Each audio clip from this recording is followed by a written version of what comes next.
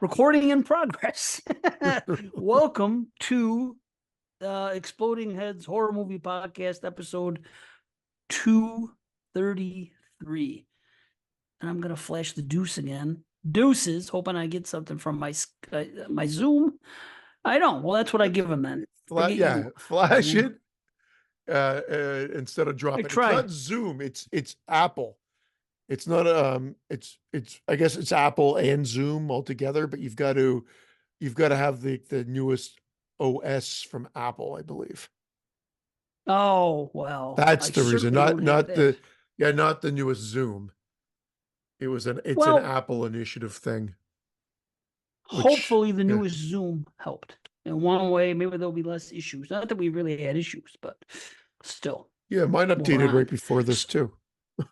It's funny. So we're here. Yeah, it's funny. So Do we we're want here. It's been a minute. What? Yeah, I feel like it's been a while, even though Yeah. It it hasn't what we just really, had but 1 week in between. Like, was there a week yeah, off between? Yeah, okay. That's the reason why. I know. Felt like we were very consistent, and then Yeah. we had that 1 week. But 1 week. And it felt like longer because of that, because we've done it so many in a row for so long. But that's okay. Yeah, I feel like it's been a while. You've been pretty busy. And I know that yeah, much. You've I been don't want watching a to. lot of slashers. Yeah, I've been watching I've been watching a lot of movies. I think it seems anyway. Cool. But I didn't want to start the show off on a negative foot, but I definitely wanted to bring up the fact that uh Friday, we had to put Uh-oh. Friday down. I gave you the heads up last week. My cat, Mm, Friday. So that's right. Thursday was Sorry a to hear really that. shit Oh, day, man. Oh, and poor now the thing. That downfall is we're going sucks. through, you go through your pictures and whatnot, and then you see all the pictures, which is great. It brings you happiness as well. But at this time frame, it's just everyone in the family's sad. My daughter's away from school. She didn't get a chance to say goodbye to him. So it was really sad. How old was he? Well, we don't know officially because we got him from the Humane Society, and they've assumed he was like over a year and a half, 2 to 3 plus years. But they said Oh, he was definitely over a year, but they suspect a year and a half to the 3 year mark. That's what they suspected, and we had him for seven and okay. a half years. My daughter, Okay. she wanted a cat, and for her 13th birthday, she got a cat. So she's the one that she at least was here Oh, for it. And but my other daughter, who bonded very, very much so, especially during COVID and everything like that, like where the cat would just chill mm-hmm. out, and whoever wanted uh he loved when people took naps or were laying down. So if my daughter was laying down on doing school on the bed, Mm-hmm. the cat would just slip in and cuddle in with her. So Awesome. yeah. Anyway, Oh, I don't want to go on and on and on about it, but yeah, no, I everybody hear you, pushing. but They said Friday. Well, that must be Friday the 13th. It was just a happy coincidence because I'm a Friday really? fanboy. My daughter named him. Had nothing to do with Friday the 13th. It was her choice Wow. because they picked him up on a Friday, and that was her choice. And it just happened to be a good name. But yeah, Wow. That's cool. So what happened? Did he get sick? it was all within like 24, 30 hours, or 36 hours. I went Wow. away Tuesday morning, like I don't want to say a picture of health, because I guess he wasn't a picture of health. We noticed about 3, 4 weeks ago that he was like, is he losing weight? Weird, but he wasn't Mm, complaining. He was playing. Everything was absolutely normal. His appetite was fine. Everything was great. Appetite was at all-time high. Everything was kind of fine. So we didn't really mm-hmm. like suspect anything other than he looked like he was losing some weight. So I kind of Googled some stuff. He was, oh, maybe he has like a urinary tract infection, or like a urinary infection, something to that effect. And we Right. just got him some different food, and then all of a sudden he was very like, I went away on Tuesday morning, fine, no different than any other day. Everything was absolutely normal. That night, my wife came home from work and said that he didn't move because he greets everybody at the door like a dog would. Like Right on. him and Ketis come running up to the door to greet us. We come in. It was the funniest thing. That's cool. I don't know if that's normal, but I've never had a cat before. I never even like, if I didn't mention on the show before, this is the cat that made me like cats. I met like one or two cool cats before in my life. I was never a cat person. We Mm. got this cat, and this cat won me over. And this is the like, we'll never get a cat again because we know that it can't be topped. Like, this was the best cat. Oh, So there you go. so So we at just said least you that's had it. that. Yeah. But anyway, I left. My wife kind of texted me, said, "This is weird. I might take him to the vet in the morning." I said, "Well," and then in the morning, I said, "Well, listen." She goes, "Yeah, he's not good." She goes, "I didn't even think he was going to make it through the night." I'm like, "What? Is he like Just complaining? He's in pain?" He's like, "No, no pain, no crying, no whatever, just lethargic. Didn't want, like, when they had to put the water by there. He kind of peed in a corner, not in his litter box, not normal. Just weird oh. stuff. Wouldn't really eat." So I'm like, okay, well, that's not good, but maybe wait till I come home and maybe I could take him. And then I ended up getting delayed. All my flights got delayed. So my wife felt horrible because she's like, I could have taken him Mm. to the vet in this time. But then the vet would have. So anyway, flash forward the next morning, I took him to the vet, and the vet said, no, he's got a very severe, like, he's got congestive heart failure. And you can try to treat it, but there's no cure. You're just prolonging the inevitable, and it doesn't necessarily put them in a good place. So then we had to make a Right. decision, and that was the end. So that's it. I don't want to bore Oh everybody, but that's no, it's how hey, wow. that's how our That's week. I just it's just sad. Obviously, I know, hey, everybody's attached to their pets. That's life. And I see, posts left, right, and center. Well, not left, right, and center, but when I see them, I always feel horrible, and I never know what to say, right? And so, it but is horrible. oh, Yeah. it's the Well, I mean, worst. hey, we love cats here. Yeah. So I mean you gotta share that. Sorry for your loss. That's just No, thanks. You it's said that on Thursday heartbreaking. too, and I appreciate it, man. And yeah, it Yeah. was just a shit day. And we didn't really, if I didn't Yeah, have to do anything man. this weekend, I wouldn't have, but Christian had a couple games in about a 2 hour drive away. So we went and did that yesterday, which actually was probably good just to get out of the house. I'm not like moping Hmm. around or anything like that, but I just, it's just it's just like a Oh, shitty feeling on that in the household, obviously for good reason. But yeah, that's yeah, it. man. That's my eulogy to Friday. Rest in peace, and just a There you sad, go. sad few Yeah. days. Rest in peace. Poor baby. Good gosh. That's just I mean, hopefully I'm far off from having to do it myself because my cats are all pretty, well, Ginny and Oreo just turned 6, just like last week.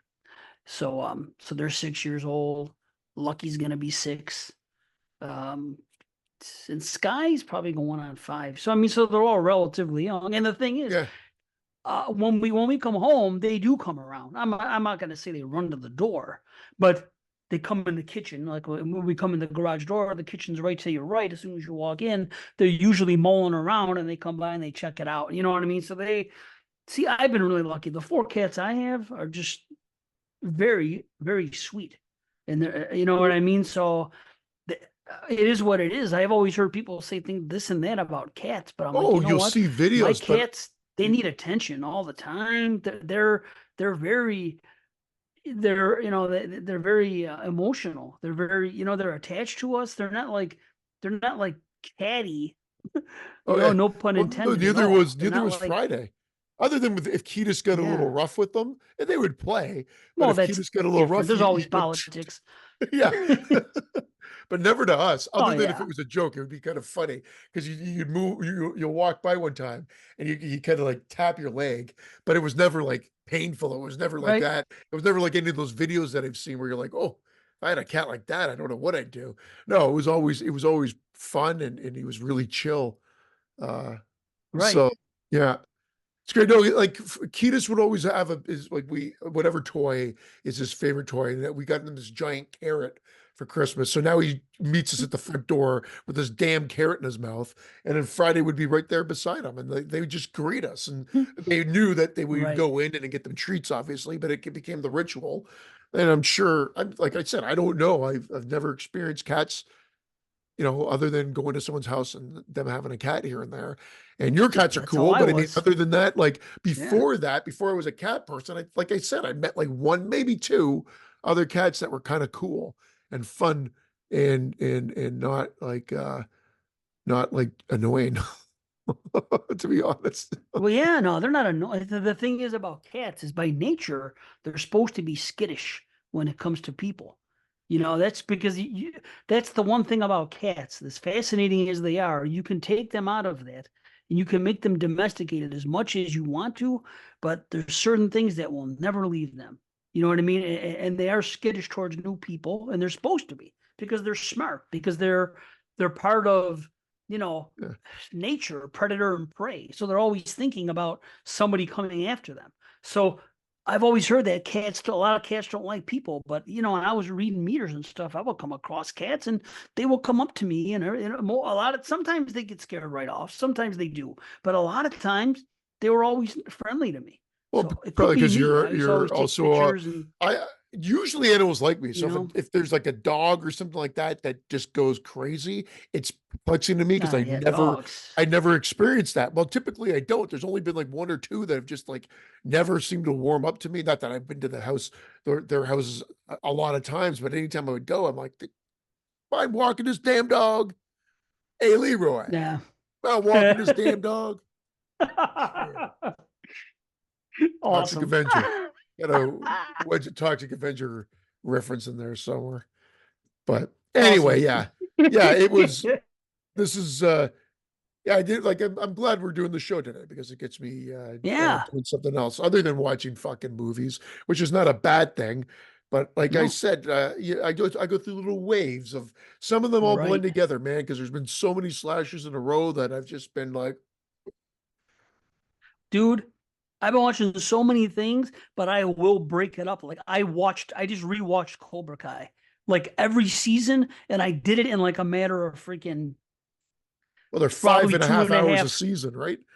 Yeah, I know, right? Basically, it's they're not all great. that long. Yeah. Yeah, it is great. What a show. I probably did it in like 2.5 to 3 weeks. I stopped watching slashers and it just took me that time. I didn't stop, but well, maybe I did while I was doing it. I did some documentaries. I did some Cobra Kai. Then I went back and now I'm watching slashers, but I'm breaking it up a little bit with some other documentary stuff. I've been watching this show called Fear Thy Roommate.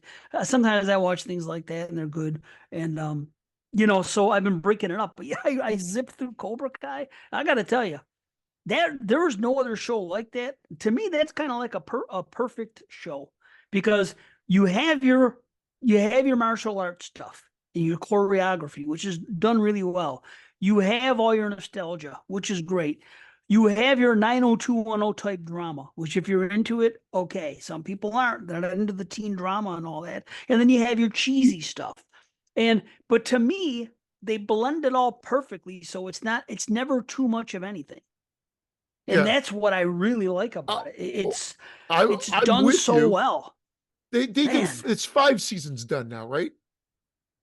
It's 5 seasons? Yeah, I'm pretty sure it's five. Yeah. Yeah. Okay. So my son's favorite show, the only season he didn't really like that much was 5. Now I don't know if he's warmed to it I since because thought that too. I think but initially he did not like it, and I have to re-ask him, but I know just from the fact that we've both together watched the first 3 seasons. I think I've seen the first 3 seasons 2 to 3 times now over. And season 1 and 2 are the best, And then season 3 is very much right there as well. And then season 4, I'm good with. It's good. Everything's good in season 5. It's fine. I'm not blown away by it, but I definitely don't know season 4 and 5 as much. But 1, 2, and 3 really, really dig. For sure, man. I thought that I didn't like five as much. Like last time I was thinking about it, because I was so happy at the end of four. Like four had one of the best final episodes for a show for a season in a while. And I remember like being so wowed at the end of season four, saying, wow, that's the best final episode I've seen for a season since it was either season 2 or 3 of Sons of Anarchy, where I remember saying that. I was like, wow, Is that the one when they're in everything freaking the tournament again? Or that's not the house fight one. The house fight's the end of season 3, correct? Yes.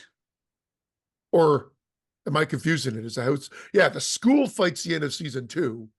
So season 1's the tournament. Season 2 is the school fight, I believe. Correct me if I'm wrong. Yep. You're Season 3 correct. is the Pretty house. sure. Season 3 is the house fight, and then season 4 Hmm. is they're back at the tournament again. Correct? And Miguel is back in action. Yep. Season 4. That's how it ended. But Yeah. they left basically every major character and even some of the minor characters, every one of them at the end of that final episode had something going on that was major where you were left on a cliffhanger with all of it. And to me, that is how you do it. It doesn't happen in a lot of seasons, but sometimes a show blends perfectly. And in the last episode of that season, they leave you where you're like, you want to know what's going to happen to each and every one of these characters. And I remember enjoying that so much that for some reason I was so excited about season 5. And I remember looking back on it and saying, I don't think I liked it as much, but this time around, I loved it. I loved Huh. season I'll have 5. to I give it loved another every chance. season. And Terry Silver, dude, Terry Silver in season 4 and 5 is freaking phenomenal. And what they do with Crease in the last couple episodes, the last 3 or 4, and the way it ends at the end of season 5 is so good. Oh man, it's such good stuff. So Well, I think the anyway, only reason the that's other what one I hasn't did. come out yet is because of the writer's strike. Otherwise, we would have had the 6th one by now. But I believe I I know. think it was 6 and done. I think they said this was the final season. If I'm not Really? mistaken, I thought they said season 6 was, so they had a plan, and so I guess they had the idea of the arc and structure of where they wanted to go, and tie it all together. And again, I'm going by memory. I could be wrong. It's not like I haven't been before. It's funny going back and when we play, what's been the weirdest thing? Here's my mind. I always jump things. And when I'm editing these episodes, sometimes I'm always like, my God, do I finish a thought? But we have I'm the brought up same way. I we have brought bounce. up things on the new episodes. So like today, last episode, the episode before that, the weirdest thing that the episode that's dropping out onto YouTube or onto Patreon, or sorry, onto Apple Podcasts, Spotify, like for the masses, for our lack of better term, that becomes the new one for them, which is a year and change behind. We're talking Hmm. about stuff that we mentioned on those shows. It's the weirdest connection. Like, and Wow. of course, I'm drawing a blank right now, but it will be like we'll be talking about a movie, or like for instance, I bet you anything. Like, well, the next one that will drop is episode 200, part 1. So it'll be the best. Yeah. So it's Wow. going to be a big show. So I am going to put an introduction Awesome. on there to say like, hey, this is you know this is like the best of the best, and this is not just Dave and me saying this is what we think the 200 best horror films are. This is the work of Yeah. everybody. Like I mentioned, Right. this should be the ultimate list. Yeah, of course we could have And sourced then, even more people, but I think there's enough variety to give like this is the best of the best, because no one's ever going to agree. As I mentioned last show, no one's ever going to agree. But for instance, no. for instance, what I was getting at right before I went into that 200 part is that we talked about Cobra Kai, and chances are the next episode will have a Cobra Kai reference to it that gets released Ah, to the masses. That's just how it's been working. In some right. form or another, there's something that's come up that I'm like, oh my God, we just talked about this again on the new That's show. cool, man. Just a That's weird cool. I thing. dig that. A weird thing. Space time Very. continuum. We haven't fucked it up. Oh, dude. The shit that's been happening to me, I won't even talk about the coincidences because I'll talk for 20 minutes, but things that are happening to me are on such another level. It's like when I tell people about it, they're fucking people are just blown away. I just like this is a true story, and I show them and I show the screenshots of what's going on and what I'm doing, tell them about what connected to what, and people can't believe it. They're just like the odds of this happening are astronomical, and these astronomical odd things keep happening to me like on a weekly basis, and it's to the point now that I don't know what the hell It's nuts the way things have been blending. I mean, absurd. If I told you, you wouldn't even believe it. But anyway, and I don't want to go on about it because I'll talk for half an hour, and people don't want to hear that. Now I'm self-conscious about it because you just mentioned something came out to the masses. Things are coming out to the masses, and a lot of these shows are, that's the term we use, I guess. It's Yeah, not really that's the what we use. masses, but whatever. To the public, to the To, GP, to the the Gen mass, Pop, to the world. Yeah. to Well, one of the them, world. the guy who was the Wounded Fawn, a Wounded Fawn, or whatever movie that was, and someone did That's it. comment on YouTube that said, "Hey, you guys are a horror show. What the hell is that 2 hours of like bullshit?" And I was about to type, I just gave him a thumbs up. I was about to type, dude, you ain't seen nothing yet. I know. However, This is what I'm thinking. the very next episode that dropped, 196, which is what I put out. I think it was just this morning, to be honest. That one, it's pretty much horror talk throughout. So it just depends. Wow. But there were a chunk of episodes. Most of them have already happened. It was already happening before then. That BS segment could have been 1 to 2 hours, and sometimes it was light on horror because that we just said we were catering and we would ask the patrons, and most wanted horror, but I mean, no one complained. No one was Of really saying course. because we were just releasing them consistently. But now that they're going out to more ears, Right. and again, without sounding pompous, that's just the reality of Right. it. Going out to It's just, yeah. more people listening. Ultimately, yeah, we're going to get some of this feedback, which I'm shocked hadn't happened yet, other than Jesse getting a little uppity. But then you guys made your peace. This is the only other one. But ultimately, if they jump back on to the next episode, they're like, "Oh, okay, here we go," and then they get part 1, 2, and 3 of the top 200. So maybe that will shut them up for a little bit. Well, that's just it. We either go balls deep into something, right? Or because what other show Yeah. does that? A three-thing show, the top 200, everything else. So we go deep in stuff, but then we also take steps back and we chill. But the thing is, this show might be chill. You know what I'm saying? Yeah. But we're still watching a ton of slashers and talking about them. When I tell you that I've watched 26 slashers since the last time we were here and I could talk about them all, I mean, come on. Who's going to do that? What other shows are going to do that? So we just kind of have Oh, to, we can't I drive feel like ourselves crazy. I'm not making a But, dent you in my know, list. How are you feeling? Like I keep looking at my list. I'm like, oh, okay, I buddy, watched a lot. Then I look at what I need to watch. I'm like, I'm what the fuck? overwhelmed. I know. Oh, no. No, no, no. No, listen to me. My list is like 182, right? That I put Yeah. on the letterboxd. I'm not gonna watch them all because I remember I came up, like I said, April Fool's Day. I came to it. I said, nah. I landed on Chain Letter last night. I looked at it. I saw that nobody gave it like over a 2.5. Then I look April at the Fool's Day last time I remake. watched it. Remake, Yeah, correct? I didn't isn't mean that to what I said? interrupt you. No, you just said April Fool's Day. I just assumed you meant the remake because you do like Well, the the original. remake. Yeah. Yeah, Sorry, of just course. for Yeah, everybody out there. Sorry for yeah, yeah. interrupting. I'm sorry. Yeah, Yeah. no, you're right though. The remake. I said I'm not going to Yeah. bother. And then the same thing happened with a Chain Letter. And then I looked, and the last time I watched it was Year of the Slasher, the original, and I gave it a 5. And I've already said if I gave something a 5, I'm Yeah. not going to watch. I'll watch a 5.5 if there is one, or any 6. I will watch anything that I gave a 6 out of 10 last time. There's no question I'm watching it now because I've already had things come up. I've already had things come from a 6 to a 7 or a 6.5 to a. I have had this happen. I've had a lot of, good things have happened. Some have gone down, but no, but ultimately, let me see my number because you're not going to see. I got so many things. Okay. So what is it? 91 now. Yeah. Cause it was Dude, 83. I'm at you're catching 91. up to me, man. I'm at 101. And I was like, I had that huge lead because I had started back Yep. in like I said, end of August, early September. And like you really, holy shit sticks. But here's the problem. I have 91 in. Maybe I'll watch another because I'm You're going to say halfway some there. just won't get watched. They're on a list of 182. Yeah, more than halfway now because I'm not going to watch all 180. I just told you about 2 that I'm not going to watch. And some, so I mean, let's just be.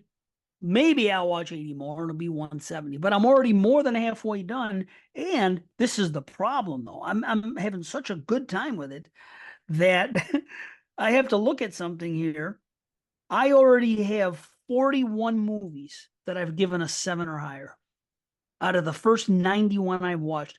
There's only room for 50. Last time I didn't have this Uh, many. So this is fucking what's weird.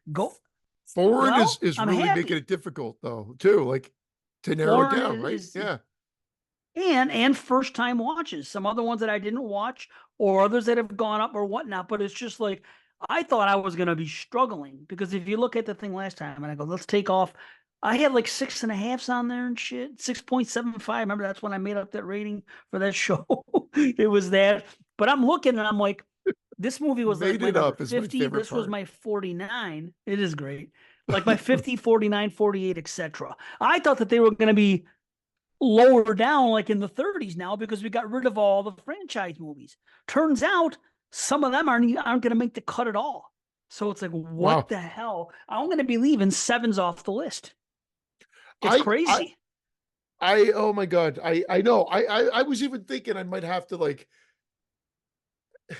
do I try to, I know I said I wasn't going to do this a couple of episodes back, and now I'm just to get more variety. Do I limit it to, like, for instance, if Terrifier and Terrifier 2 were to make it, do I take the best one out of that and then leave one off? That type of thing. And I'm just Hmm. saying I don't know if that's Could you tie fair. them? Well, then if we did that, I could, because they would probably be that perfect kind of tie. And that could be a cop out. That's a good idea. They'll cop out with it. Well, You might Hellraiser one well, and this is two what I'm cop out. looking at. Well, with Stitches, with what's that movie called?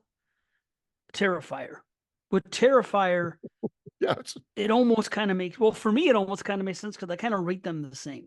And yeah, I could see lumping them as one because I know for a fact I'm going to have to, because you know that I'm high on the Fear Street movies. All right. yeah. But All I three, think you're that gonna the tie Fear them Street movies, I think they should be one like entity Kill because Bill, if you look at them, the whole in bloody a way, affair. yeah, like Yeah, Kill Kill Bill, Bill it. the whole Yeah, bloody affair.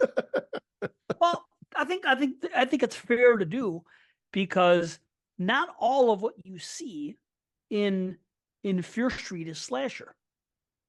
You know what I mean? It's only half. Like the first one had probably the most elements, and then maybe the second half of the third, or no, you know what I mean? There's yeah. all. It's not Uh, just straight slasher through. There's different things going on. At the heart of it is a slasher, you know. But then they have the history and they have the connection with what's going on. But it's like I think that I'm just gonna watch them all, and I'm gonna count it as one because I don't want to have all three there. But going by their rating, I would have to put them there because well, I know what guess. I give them. I give one like an 8.5 and another 8.5 and an 8 or Oh, you something when they're I on really did your. them. I think you tied them on your top list. I think I could be wrong. I Maybe you didn't tie them. separated I them. didn't want to. Okay. I separated them We haven't even gotten to because we were doing Maxine. 20. We know Maxine's coming out later, and if I mean I know we haven't seen it yet, but if it's anything like X and Pearl would lead us to believe, and that Right. brings me to Pearl, because we've said it's not a slasher, but it is listed, and No, some would consider it a slasher.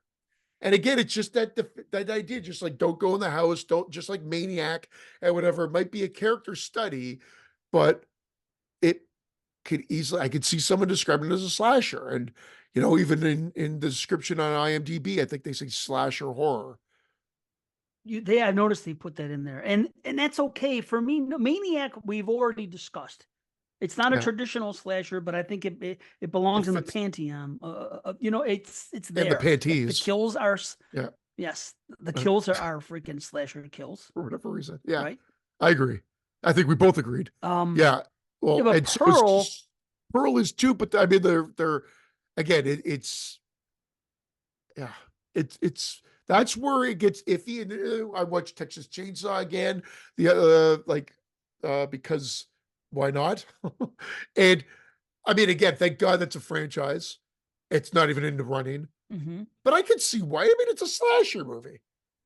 It's a slasher film, but just not in the What traditional sense. Because Texas? yeah, it's just.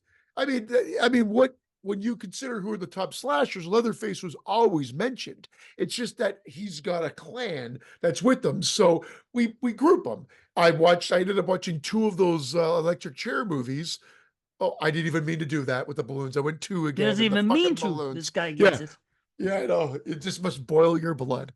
And both of them, both of them can be considered slasher movies, but in the same way that you would describe, you didn't think Shocker was, but really Shocker's a ripoff of Nightmare on Elm Street. And Nightmare on Elm I Street, we get have no that. Yeah. problem calling a slasher. So Horror Show, if anything, the Horror Show, which I'll talk about later, that one is the closest Nightmare on Elm Street ripoff. It looks like it was definitely trying to rip that off more than even Shocker, which I guess it's all It relative couldn't have because anyway. It was the same year. it's the same. Yeah, I know, but it's just too coincidental. Just no differently than I Yeah, think but Sean S. that Cunningham happens all just the knew. time. I think it was the old Sean S. Cunningham knew it was coming out and just said, we're going to make our own version because he had Deep Star 6 when Leviathan and the Abyss were on the horizon. And then they had the Horror Show when all these other ones were coming out. It just was a hot fucking topic. There must have been a leak Oh, script or wait a something like minute. that. And they just sort Yeah, but of they're aped off buddies. one another. Yeah, but they're buddies, Craven and Cunningham. Yeah. So it'd be kind of weird if you rip him off, unless he mentioned something to him when they were talking, his friends or whatnot, and he said, "You know what?" He said something about an electric chair, and he was, I'll do one too. It'll be different." I don't know. I'd love to know that story. Um, Yeah. who is it? Craven and Cunningham. The only guy we could Yeah. ask is Well, Cunningham. Cunningham didn't That's direct it. Jim Isaac did, which was Cunningham's sort of go-to guy because he directed. I think he had something to do with Deep Star 6. I think Cunningham directed, but I think James Isaac or Jim Isaac was on that. Jason X guy. He's the guy that directed Jason I X was as going to well. say. Jason X. Yeah, Yeah. yeah. So That's an anyway, I'll interesting get to thing that. I'll because get to that later. But there's all these ones that we could put into these other subgenres. But in the heart, like when you break it all down, I would not care if someone said these are slasher movies. would Like, I care? No, but I'm not yeah, going to. Like would you Pearl, classify them? her Yeah, kills are her kills are out of anger in the moment. It isn't just like someone stalking and killing at all. Even Maniac stalks and kills, even though it's not a traditional slasher setup. There's none of that going on in Pearl. It's just like losing your temper and then fucking going over the edge and then killing. yeah. You know what I mean? Where and Crime what of was the other? passion. Oh, here's the thing. Crime of Passion, very good. Now, here's the thing about Nightmare on Elm Street. I think a lot of it has to do with, well, it's still 1984 and everything was slasher, slasher, slasher. But the thing is, it's because he has knives for fingers. It's cutting. It's the fact that he uses those things to cut. Let's say he didn't have knives for fingers and he was the guy that just freaking, I don't know, bit somebody's head off instead. You know what I mean? Everybody he killed, he beheaded them with his mouth or did something. I don't know. I don't think people would be so, quick to call something a slasher that's like a supernatural horror in that thing. I think it's solely because of the knives, because of the whole slashing element. Well, I mean, I don't know. and because he slashes teenagers and they die one by one, and it was violent. So I think that had to do with it too. Even though there's really not that many deaths in it, that it's still memorable. That's the great thing about that film. Right. That Uh, is. Oh, yeah. It's amazing. Yes. as much as I've shit on Craven in a lot of more recent episodes, you can't deny the beast that is Nightmare on Elm Street. Oh, what about Scream? What about Scream 7? Well, of course, and Scream, of course. Like he spawned two major franchises, and then even the Hills of Eyes spawned like a mini franchise in a sense, like a 4-film franchise, but still. And Last I House on know. the Left was I hear you. remade. Like pretty much everything he's touched has been remade or whatever. So like I'm the jackass that has a problem with him, but it's just I just find he's not. No, I think a lot of people would agree with a lot of your takes. I think a lot of people don't. I think people have like nostalgia for like Shocker or the other one or Deadly Friend or something like that. But I think when you get right down to it, everyone's gonna say that it's the big four for him are The Hills Have Eyes and Last House on the Left, Scream and Nightmare. And the Yeah. rest, take them or leave them for everybody. You know what that's People Under the Stairs would probably be next after that. But just in general, they're they're divided amongst fans. Some fans like this, some fans like that. But those are still probably his four major Oh, ones. are you But going to watch now, my look, Hold to they're Take still going for on. the slasher show? It's on the list. I already talked about it. I'm going to Uh, talk about it.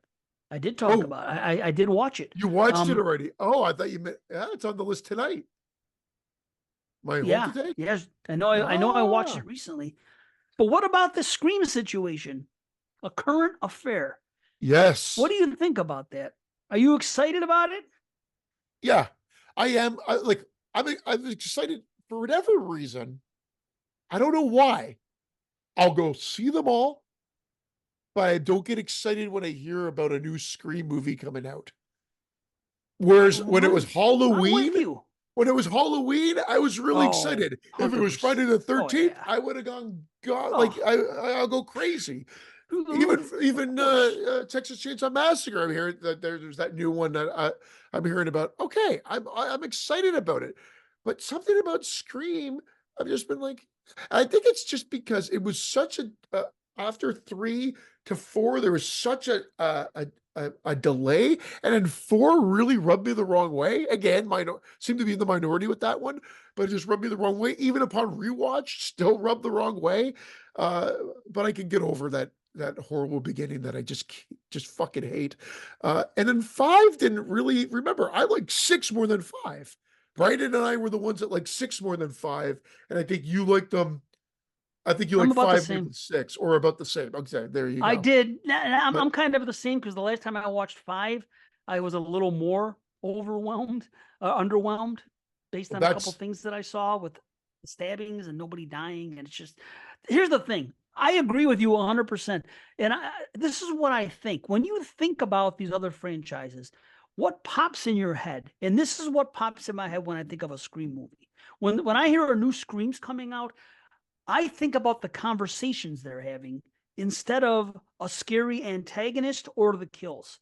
Where if you think about every other franchise, Friday and Halloween and Nightmare and this and that, they have an aura. Even newer ones, Terrifier, if you will. Just something about when I think of Scream, and some people love it that it's formulaic. And we're supposed to love things that are formulaic, like Friday the 13th. I didn't want any change. So it isn't like I can complain, but to me that became the worst part of their formula is that they the Scream meta. is forced. The meta forced The part is conversations that are yes. forced in, and when I think of Scream now, when someone says Scream 7's coming out, I think of the conversation that they have in Scream 6 when they're all standing around talking about legacy characters and this one can die. Oh no, you can die, and they're trying to figure it out. And all of a sudden, someone happens to be a so-called expert. They got to have a Randy type character, and in this case, it's the relatives or whoever they are. They're not his relatives. I can't even What remember. if they bring It's nobody all this back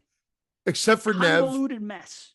except for Nev, and it's them searching because she's in hiding, or you know how she didn't want to return. She moved away with her baby at the end of 5 or whatever like that. Like it's Yeah. them coming for her family or and everybody. So it's a whole new cast other than I guess you're gonna have to have Courtney Cox in it. So it'll be Courtney Cox, That's Nev fine. Campbell, and Ghostface. That And a would be different thing. yes, I different. agree, but they're never going to do that. They're not, damn well, Well, they're going Sam to and, bring and whatever the Jen two. are Sam.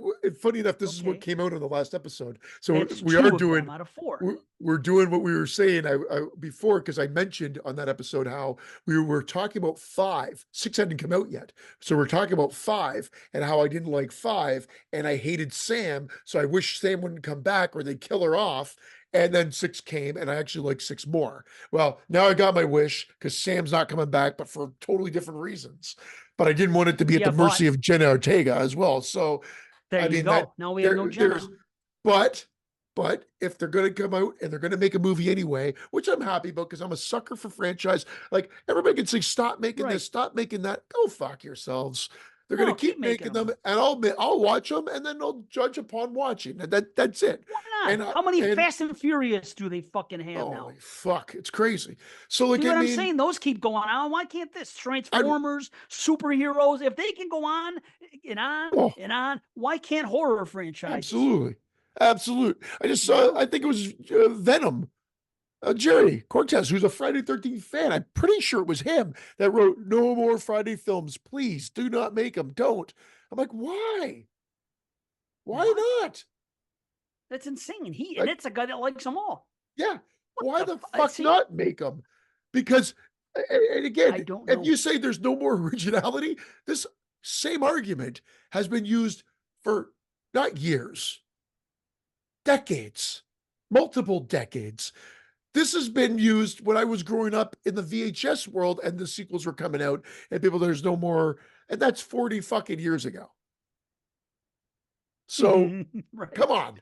It's We've just, seen that's so just many things. exactly. That's just how it's going to be. So So then many. we'll have the originals, but why can't we have that too? Like I want it all. Bring God them. damn it! But I would rather have Nev, Courtney, and Ghostface than uh, Sam and Jenna and Ghostface. To be honest. Well, of course. Well, here's the thing. So But but yeah, but they Kevin had that core Williamson four thing, writing and directing. So he did Sick. And I wasn't a big fan of right? teaching Miss Tingle or killing Miss Tingle as it was supposed to be. But I mean, his writing is what everybody's really loved him for. So, and he's done a decent enough job Right. directing. So with him at both writer and director, I'm on board, man. It's got all they did Well, everything they that's needed good. to do to get people excited again. I agree to have him there and to bring Nev, which okay, great. But what about the other two for the core four? Do you really think they're just going to ignore the brother and sister? And keep in mind, I think they these are should die in the people of opening color. scene. It would never happen. It Yeah, it would could be never happen. They're the not going to do a killer. fucking The Nightmare killer's Before. against woke. Yeah, they'll work it in. They'll work it in to make it a comment on the woke nature and how we have to move that way. But there's people that are just so against it in society today. I kind of doesn't ape off. No, that was COVID that Sick was about or whatever. But so then it could It be was. that he kills them off because he doesn't want woke to interfere with his the stab legacy or whatnot.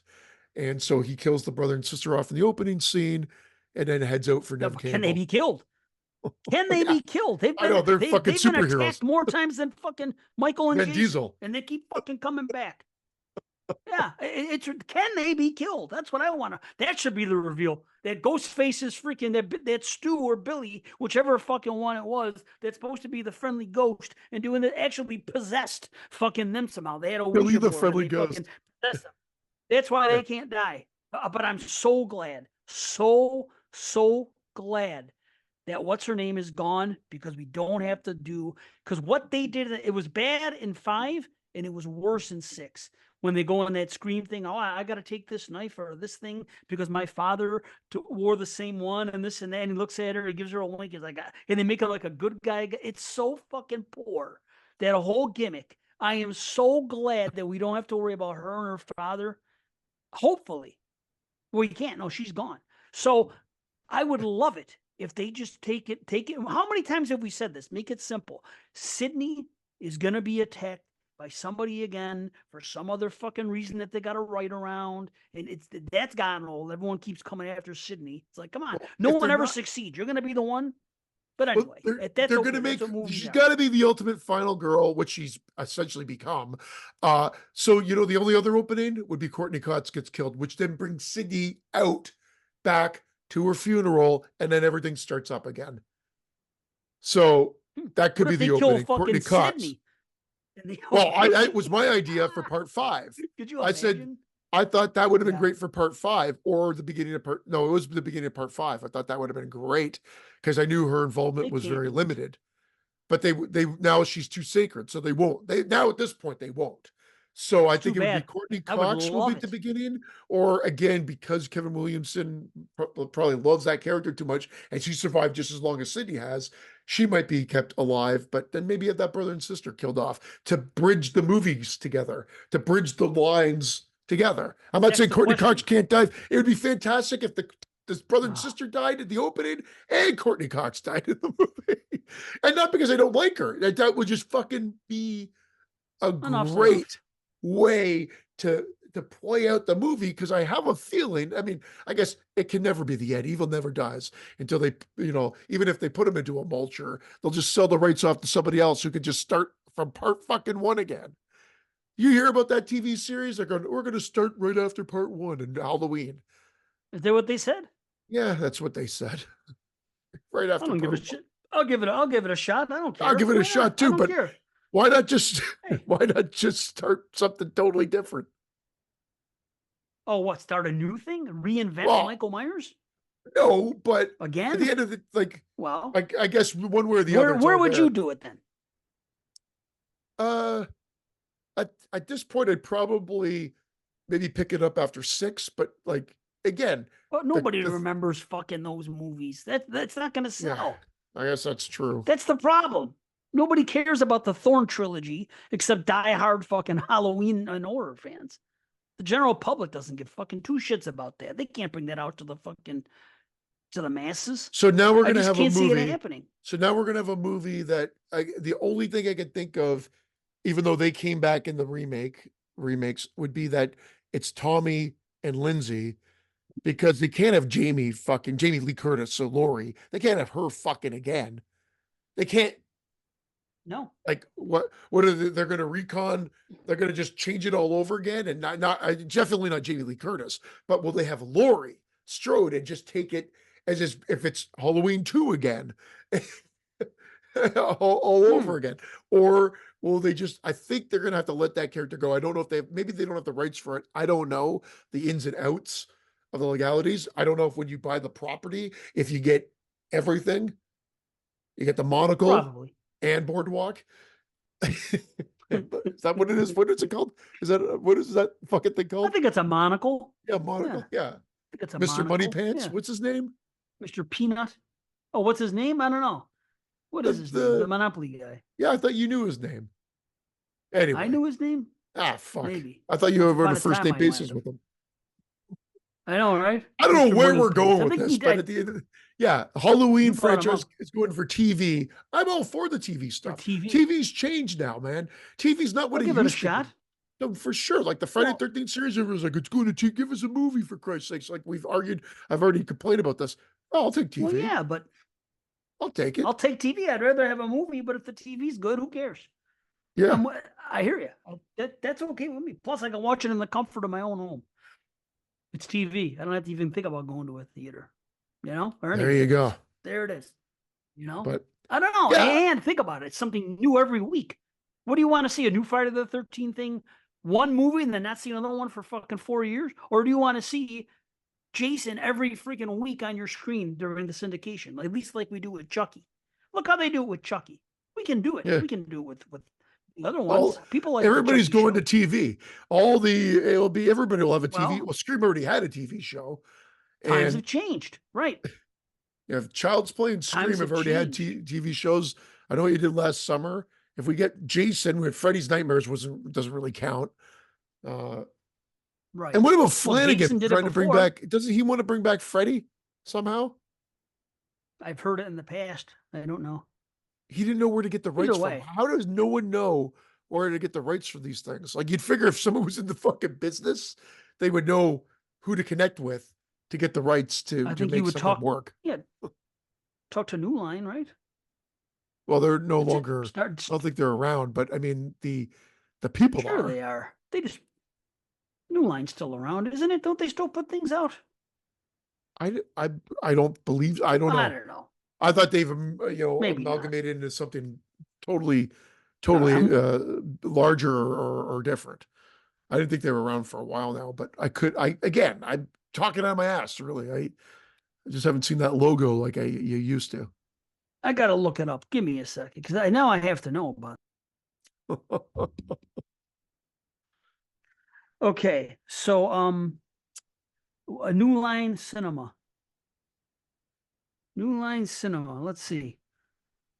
I thought Doing you had the business as answer New already. Line Cinema. Headquarters, Burbank. Film production company, Wikipedia. Well, I don't see that. Hold on. Since 2008, it has been operating as a unit of Warner Brothers Pictures. Okay, so It's a subsidiary, but apparently, defunct February 29, 2008, 16 years yeah. ago as a separate studio. Fate absorbed into Warner Brothers Pictures, currently active as a unit of the latter. So it's hard to say. I don't know. Does it come on at the beginning? Either Well, way, I whatever. don't know if the new logo would. I think it'd just be Warner Brothers, as I would assume.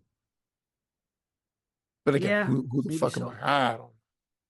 Anyway, Warner Brothers Motion I Picture will. Group. I'm on the web. Hold Okay. on. This is the website.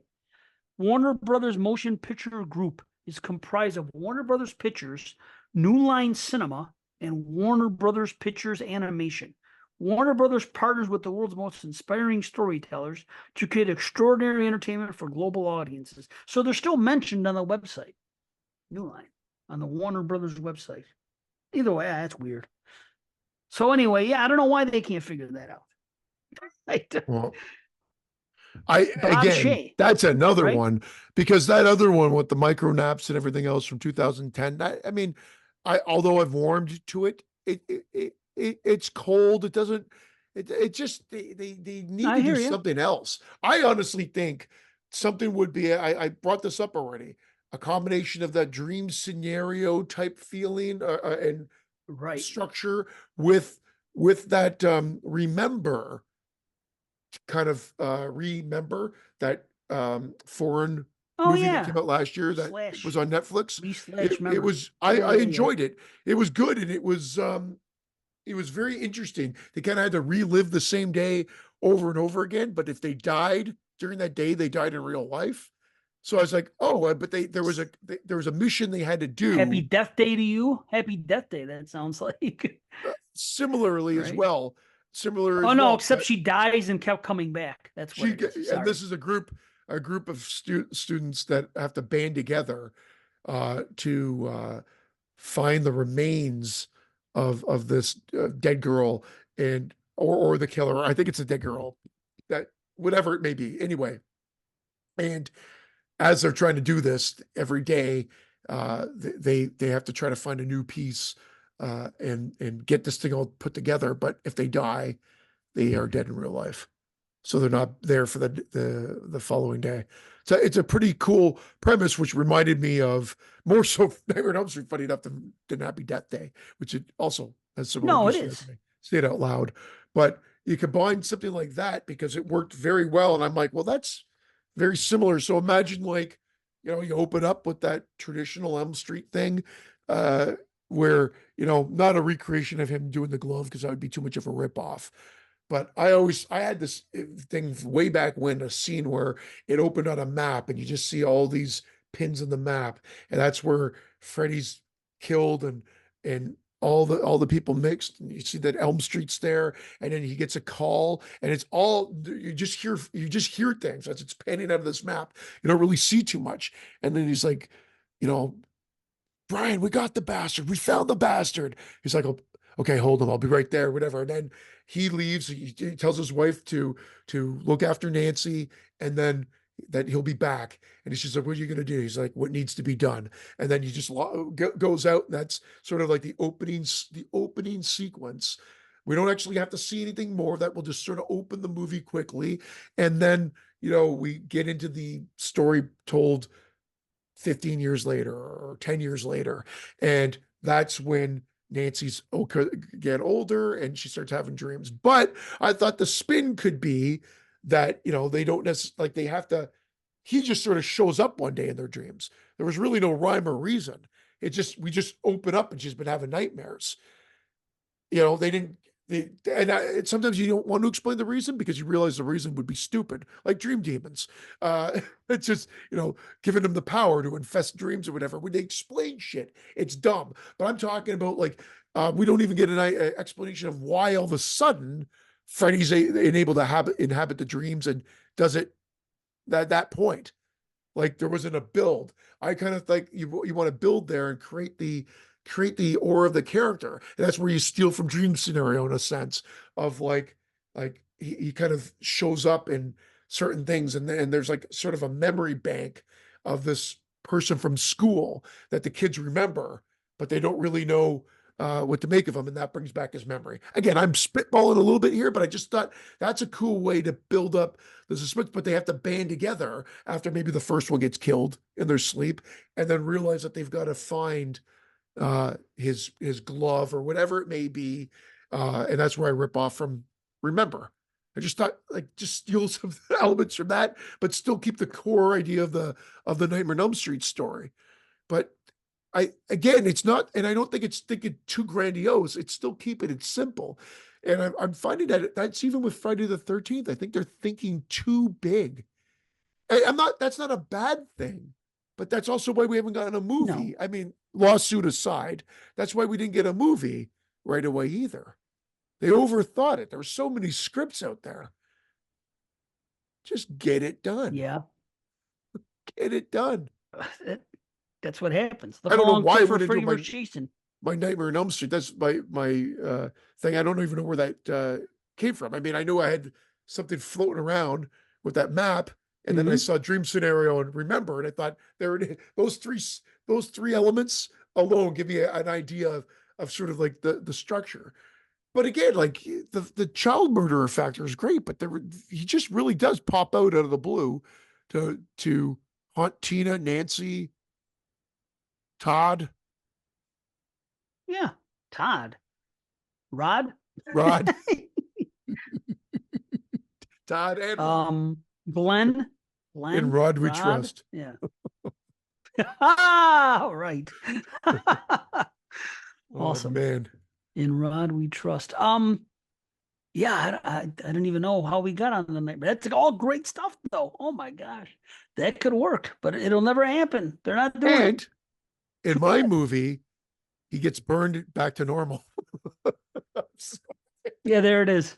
Right? Burned back. Yeah, double burned. Yeah. Double burned. Comes I'm back. not gonna let What did that the guy say? stupid A fucking Big idea and Mac. joke die. It's gonna be here forever. I'm gonna bring it up every show now. Why not? Hey, Hey, did you hear a about Big this? Mac. Before we get into some movies, did you hear about the craziness that were? I know this is not your favorite movie by any means, but these things and all the hubbub that was going on about people trying to get the 4K releases of Aliens, True Lies, and The Abyss, and how they were like everybody went nuts, No. and they're sold exclusively at Walmart. And so they went out and they were sold out everywhere. So eBay, of course, had them on for like 50, $75 each when they're like, Oh, well, this was $23.99, so I'm sure it's $19.99 in the States. And I I bet just they walked got him in in. my Walmart. Well, that's what I just Yeah. walked in. I went to Sarnia for this basketball tournament or basketball 2 games yesterday, and I just walked in. They had the Abyss there, but to be honest, I'm not actually that big of a fan of the Abyss. I do like True Lies, but they didn't have that one. They had this, no question. Never saw it. Grabbed it, and Um, I was going to watch it today, but I just hadn't had time. But yeah, I've heard some mixed things about it from the transfer, but ultimately, yeah, I love the first one. I love this one, so now I've got them both in 4K. I'm happy. I started taking a break, but I just said I'll walk in. Carrie wanted to look for something else. I just said, oh, let me go check and see if they have it. Yeah, right. it was the last copy, but I got it no problem. So $23.99. wait, I don't understand what the problem is here. So you're trying to tell me Well, you tell me if it's that people are showing the screenshots of eBay. I guess it went crazy and they sold out everywhere initially, but they're like, wait till more stock comes in. But everybody was going crazy. So then people were posting like what eBay, the usual shit that happens on eBay, and they were jacked right up. Like someone was obviously trying to pay for all 3 movies that they got by trying to sell one for $80 or whatever. That but type of thing. I still don't get it. So I'm still confused. So okay. So these three movies were released on 4K. Yeah. And for some reason that nobody knows, they just sold out everywhere. Is No, what the they're deal at is? they That's all you're saying? everybody they're 3 James Cameron movies. 2 of them were never on Blu-ray, I believe, The Abyss and maybe True Lies. So they had the 4K with the Blu-ray on in there as well. And they were released. And James Cameron is a fairly big director. So I guess there was hoopla surrounding these.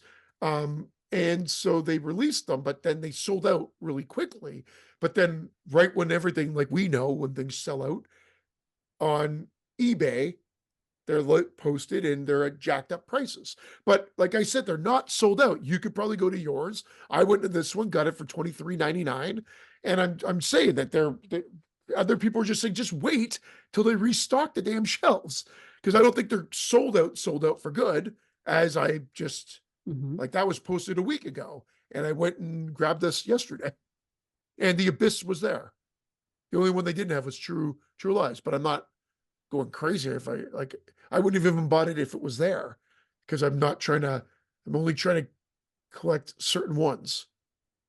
I'm trying to sell them. Right away, I'm thinking about making money. If you're paying 20 and they're selling for 70 and 80, why wouldn't you buy them all No and one's sell them? buying them. That's the problem. You think there's no differently than you buying that Oh, other set of Friday the 13th.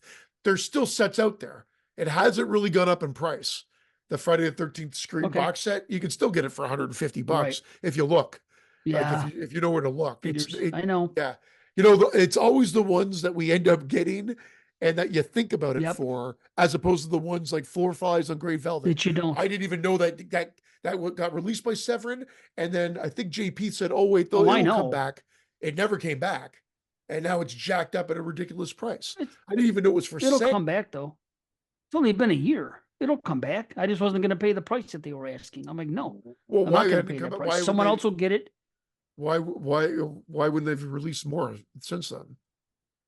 Maybe not that company, but maybe another company will purchase the rights for it and they'll come out with their own. You've seen it before. You've seen Yeah, Arrow put out a blue and Vinegar Syndrome put out the same one, or maybe not Vinegar Syndrome. Maybe you've seen Arrow put one out and Scream Factory put something out. So who knows? It just true. depends on what company it is. I So guess that's that's true. what I'm holding. There was no way I was going to spend that kind of money. And I really enjoy Four Flies, but I'm like, I'm not doing it. I'm not, and so I'm going to wait.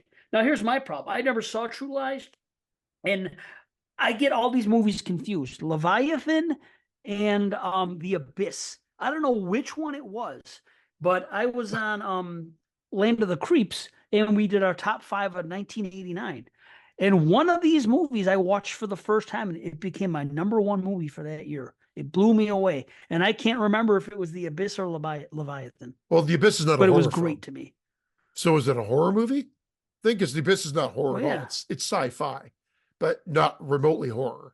Leviathan's a horror movie with Peter Walker, Weller. Okay. That was RoboCop with the underground monster. It was kind of like Yeah, the I know who thing they are. the thing underwater, and then Deep Star Six Right.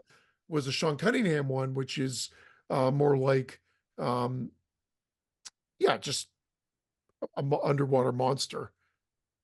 I liked Deep Star Six. I saw that in the Okay. theater. I saw Leviathan in the theater too. I like both of them. I saw The Abyss in the theater. Lords of the Deep also came out, which Okay. I don't even think I've seen it to this day.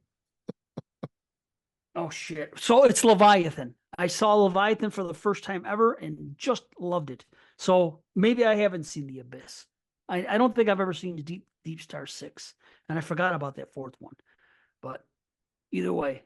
So okay, one more thing about modern films.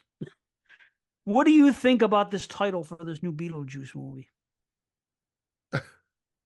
All this time it's been called Beetlejuice 2. All this time, all of a sudden I see something the other day and they're calling it Beetlejuice. What do you think of But that? because that's in the trailer.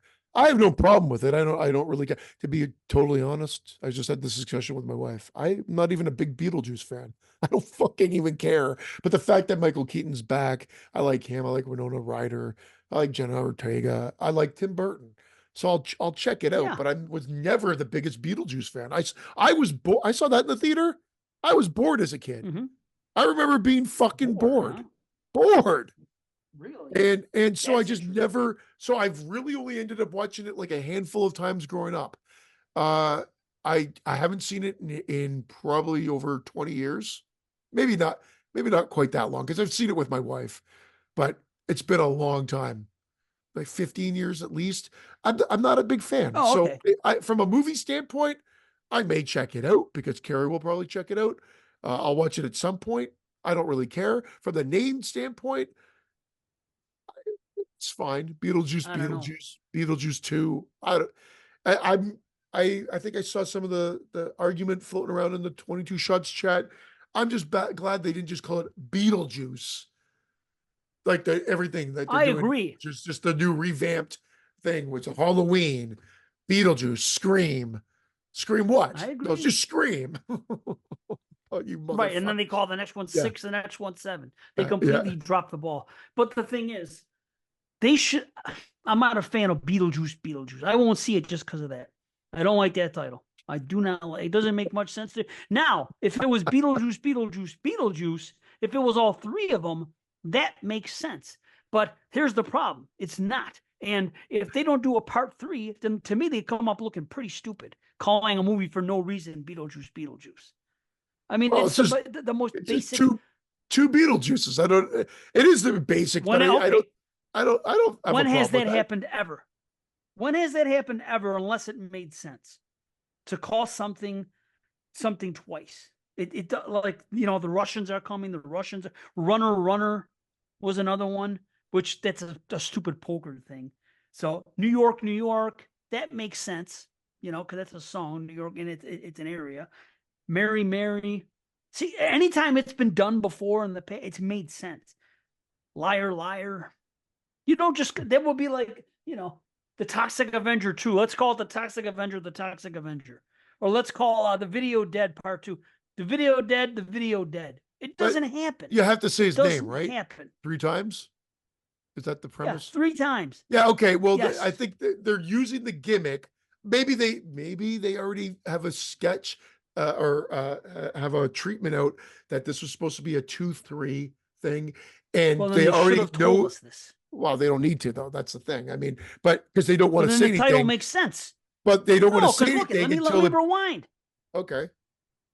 Rewind to what? Okay. When Halloween, as dumb as the title as Halloween Kills Oh, they were This, fucking they horrible. announced, okay, but the ends make sense. But still, it made sense because I don't need to say it makes sense, but it was easier to swallow because they told us right away it was a trilogy.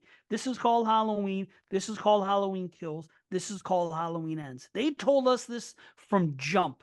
Okay, they didn't come up and say, "Yeah, Beetlejuice." Okay, we are making a second and a third movie. If they would have announced that, then to call the second one They've learned their Beetlejuice, lesson. Beetlejuice makes What all the just sense in the world. what just happened with The Exorcist? People fucking shit on it so much that they pretty much now are not going to do this other 2 movies or whatever they thought because they said it was going to be another trilogy or something like that. I think they just said, "Hey, let's keep our fucking cards close and let's just call Then it don't call it Beetlejuice, that. Beetlejuice." Well, it's Then this is playful. what they should call it. This is what they should have called it. Beetlejuice, Beetlejuice, Beetlejuice, because everybody knows what that means. But they're And then saving if they that got lucky, possibly for part 3. hold on, let me finish. But then it's stupid if they don't have a part 3. And just the title Beetlejuice, Beetlejuice is stupid. They should call the second one Beetlejuice, Beetlejuice, Beetlejuice. The third one should be called, if they make it, Beetlejuice for Eternity or Beetlejuice Rules. Something cool. You know what I mean? I mean, rules is the Beetlejuice best, but ends. you know what I mean. uh But it's I just like Beetlejuice I forever, I want to say, but that's been done. Okay. I'm not That that would hung be up on it. okay. I don't I'm not understand why hung it up. It bothers you just so. rubs me Yeah, I don't know why though. because it's never been done. So that's a bad thing? And it doesn't make sense. Yeah, you're gonna really Well, say, it okay, does make sense. It's what the do you guys want to second see tonight? Beetlejuice. So 2 Beetlejuice, Beetlejuice, Beetlejuice. I mean, that's all they thought. I get it. I don't But it doesn't I'm make just sense so unless you have a third. well, If you make and a third, it makes perfect sense because it'll look good on a thing. Beetlejuice, Beetlejuice, Beetlejuice, Beetlejuice, Beetlejuice, Beetlejuice. yeah, that will look You know what I mean? remotely done when I buy the 4K trilogy. Well, I mean, it'll be dumb. They just have one called Beetlejuice and one with two What do we put on Beetlejuices tonight? on It's I gotta rent it at video. After I go to Pizza it. Pizza. Right. You know? Right. What are they gonna call Scream? What do they call Scream 2? Scream Scream. You know? Okay, how about this is a better example. Candyman. You gotta say Candyman's name 5 times. Would you have liked that they called the second Candyman movie Candyman Candyman Uh, instead of Candyman 2? I don't know It's if I would have. goofy. It doesn't make sense. It is goofy for whatever reason. I didn't mind Beetlejuice, Okay. and the way they showed it in the trailer or the teaser was okay. I don't know why Yeah. Beetlejuice gained so much weight though. I Oh, didn't poor see the trailer, of Michael course, Keaton. I know you don't watch. It looked like bloated but Beetlejuice. I won't bloated be juice. happy. I won't be happy unless Beat from the Howard Stern show's in the fucking movie. I hope they give him a cameo. That guy, oh, Beat. Beetlejuice, who Wait was a minute. named Oh, Beetlejuice. that guy. Oh my God, I Him. love that Didn't guy. he die? No, he's still alive. Well, he should be in the. Then now it makes sense. Beetlejuice, Beetlejuice. You got 2 of them. Now that would be great. That's when it should be called Beetlejuice, Beetlejuice. Two Beetlejuices. Okay, I take it back. If there ends up being two Beetlejuices in this movie, I take it all back. And then it's actually a brilliant title, and they hid the secret. Hopefully there'll be two Beetlejuices. That'd be cool. Like he splits in half. I don't know. Okay, I'm holding out. I'm gonna reserve my thoughts. I'm not gonna critique it anymore because Bloated maybe juice. they're gonna do I something. like bloated juice. Bloated juice would be good, but it's just silly. I mean, it's still silly. When has it been done? It's not, and I get what you're saying. Well, doesn't make it a bad. Well, people haven't done it because it's stupid. That's why they haven't done it. I just, who would call a movie that? You know, you're gonna call friggin' Mary Poppins, Mary Poppins. They Well, made a maybe sequel they to explain instead of it. calling Maybe it there's Mary a reason. Poppins too. Right. Again, the teaser trailer doesn't explain it. Not that I saw anyway. But yeah, I didn't even rush out to see that trailer. I'm not, it just doesn't excite me. And it was just because, again, that first movie just didn't really win me over. But Yeah, I do like Tim that's Burton. okay. A lot of people turn to that, and I'm more of a fan of some of his other movies like Edward Scissorhands. And, Really, oh, yeah, I much prefer I Edward like Scissorhands. Pee Wee. I like Pee Wee. I like Beetlejuice. I like. Big Fish, I I'd have like. to look at all of his. I saw it Um, once and I appreciated it. what's it called? Why am I forgetting the with Christina Ricci, the Headless Horseman one? Oh, Sleepy Hollow. Sleepy Hollow. My dear Lord, I totally blanked out there. I liked it when I saw it in the theater. I liked it when we watched it again with my daughter who's into horror. But then I watched it recently, and I wasn't. It was like it didn't hold up as well. What But about that Mars happens. Attacks? Yeah, Saw it it does once in happen. the theater. It was okay. That's it. Oh, I'm a fan. It's fun. I like it. I like Sleepy Hollow. I've never watched beginning to end Edward Scissorhands. Don't know why it's never appealed to me, Oh, it's and I like don't know kind of a why. you But could make it a Christmas movie next year.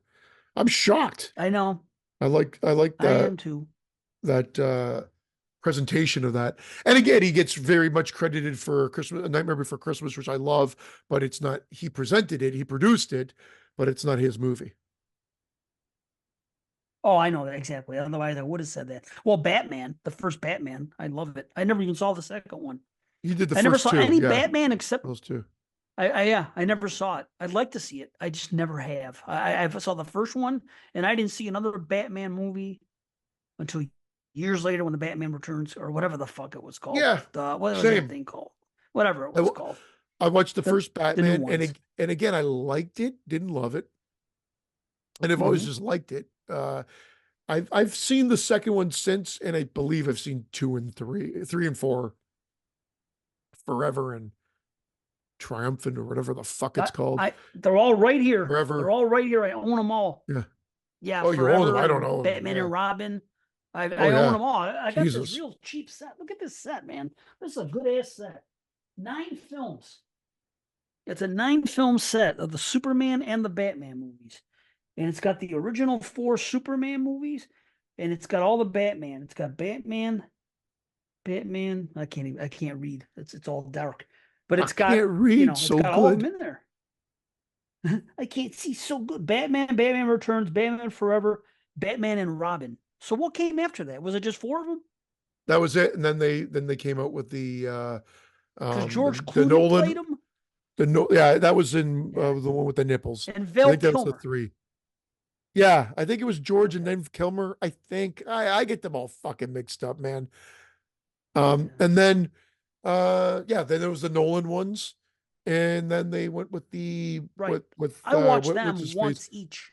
Oh, the I didn't watch the ones like with Ben Affleck. I have Batman versus Superman and Justice League. I I didn't didn't see watch that. those.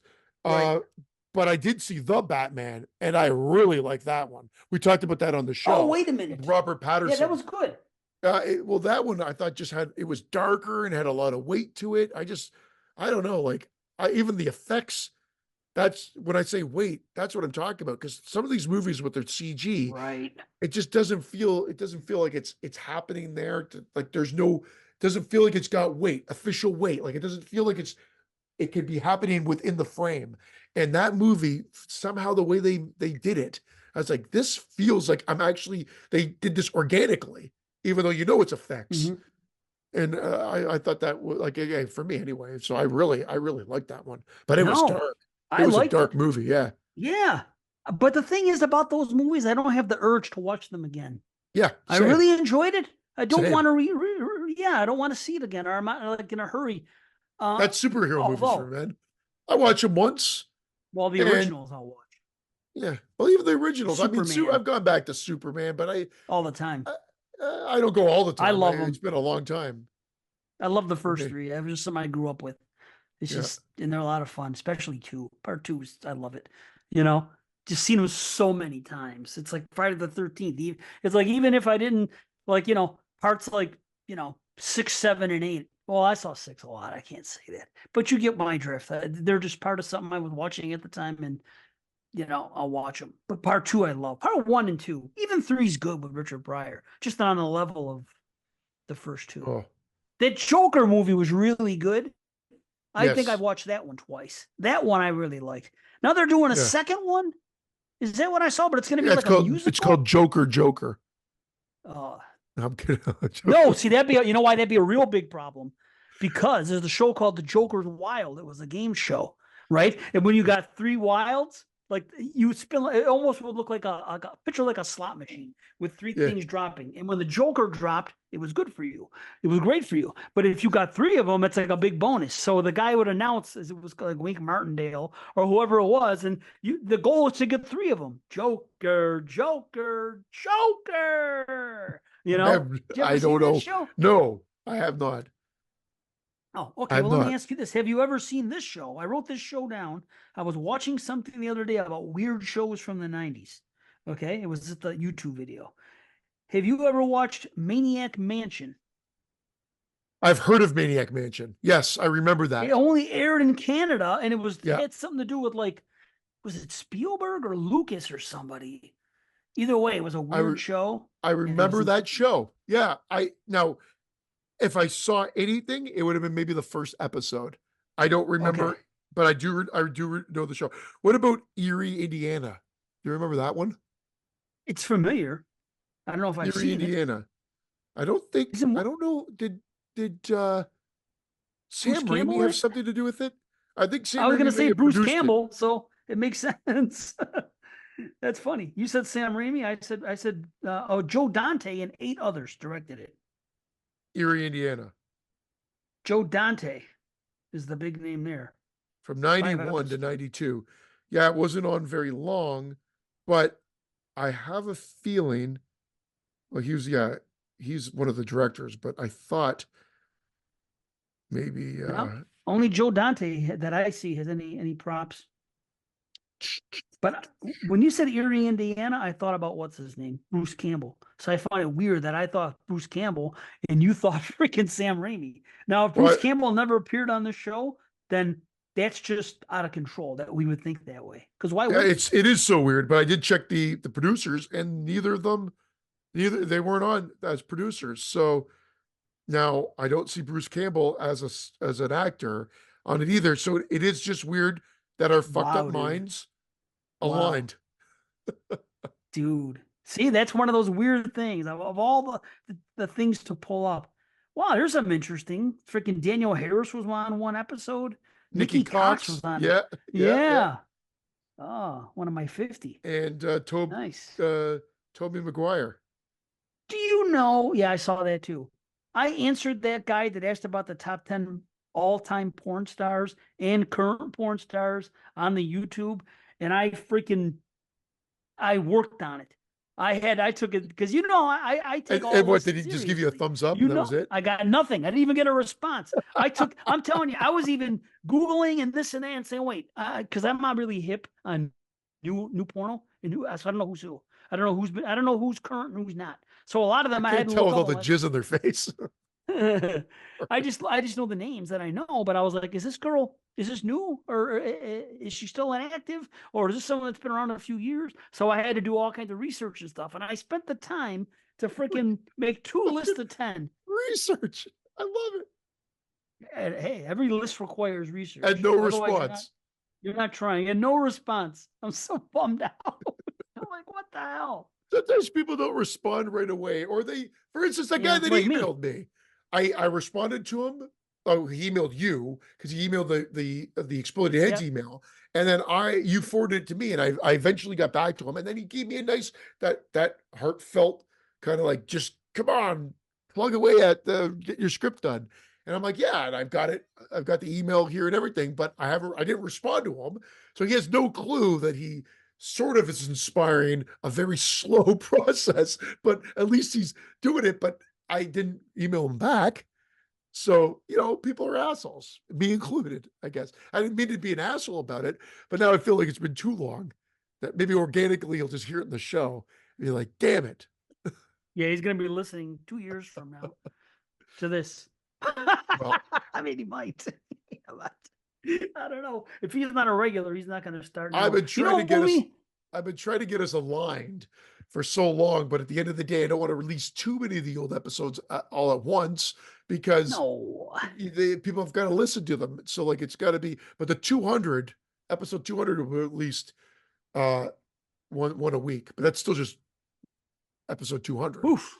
I might have to make an appearance on social media again just to promote that thing. You know, Yeah. I maybe I'll just come back each time a show drops for freaking for half an hour. Here you go, new show. Yeah. Imagine that, Do half it. an hour. Well, I might just for when those shows drop. Why not? I mean, what the hell? I'll do that. So, let's oh get my into some of god. these movies, man, because we've actually Yes. went longer than I thought. And Yeah, we went, but I'm not going to go. I'm not going to do massive detail. I'll give a couple of cliff note buddy. I things. can't remember shit. Well, that's the other thing. I I'll told you read my earlier, notes. they start blending fucking together. So you go first. What was the first one that you mentioned? I think you said, oh shit, I thought I wrote Oh, it down. it was I did. Stitches. Stitches. I did write it down for you. Yeah, I gotta find it now. See, I'm looking at this. This thing goes so freaking. Excuse me. This thing goes so deep because I have 91 movies written down here. You know what I mean? But So, enough about Junior. Sorry. poor bastard. Okay. Your Okay. Yeah. So your dick is a poor what? bastard. Yeah, kinda. Yeah. Doesn't get doesn't have the life it used to have.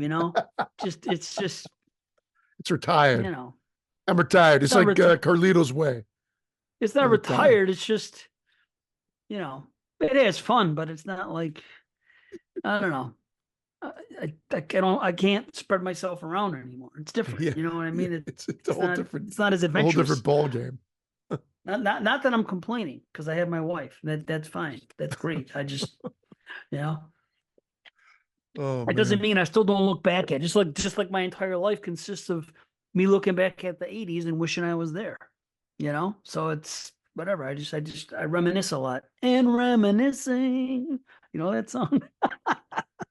Hurry, don't be late. I can hardly wait. You don't know that song? Yeah, it sounds vaguely Reminiscing. familiar. I'm talking Who about a sings it? lifetime plan. Reminiscing. Is it the Little River Band or something? Hold on. Now I gotta look. And reminiscing. Little River Band. Boom. The man strikes I'll again. have to listen to it afterwards. Sounds familiar, but Hurry, no, don't be out of the late. yeah.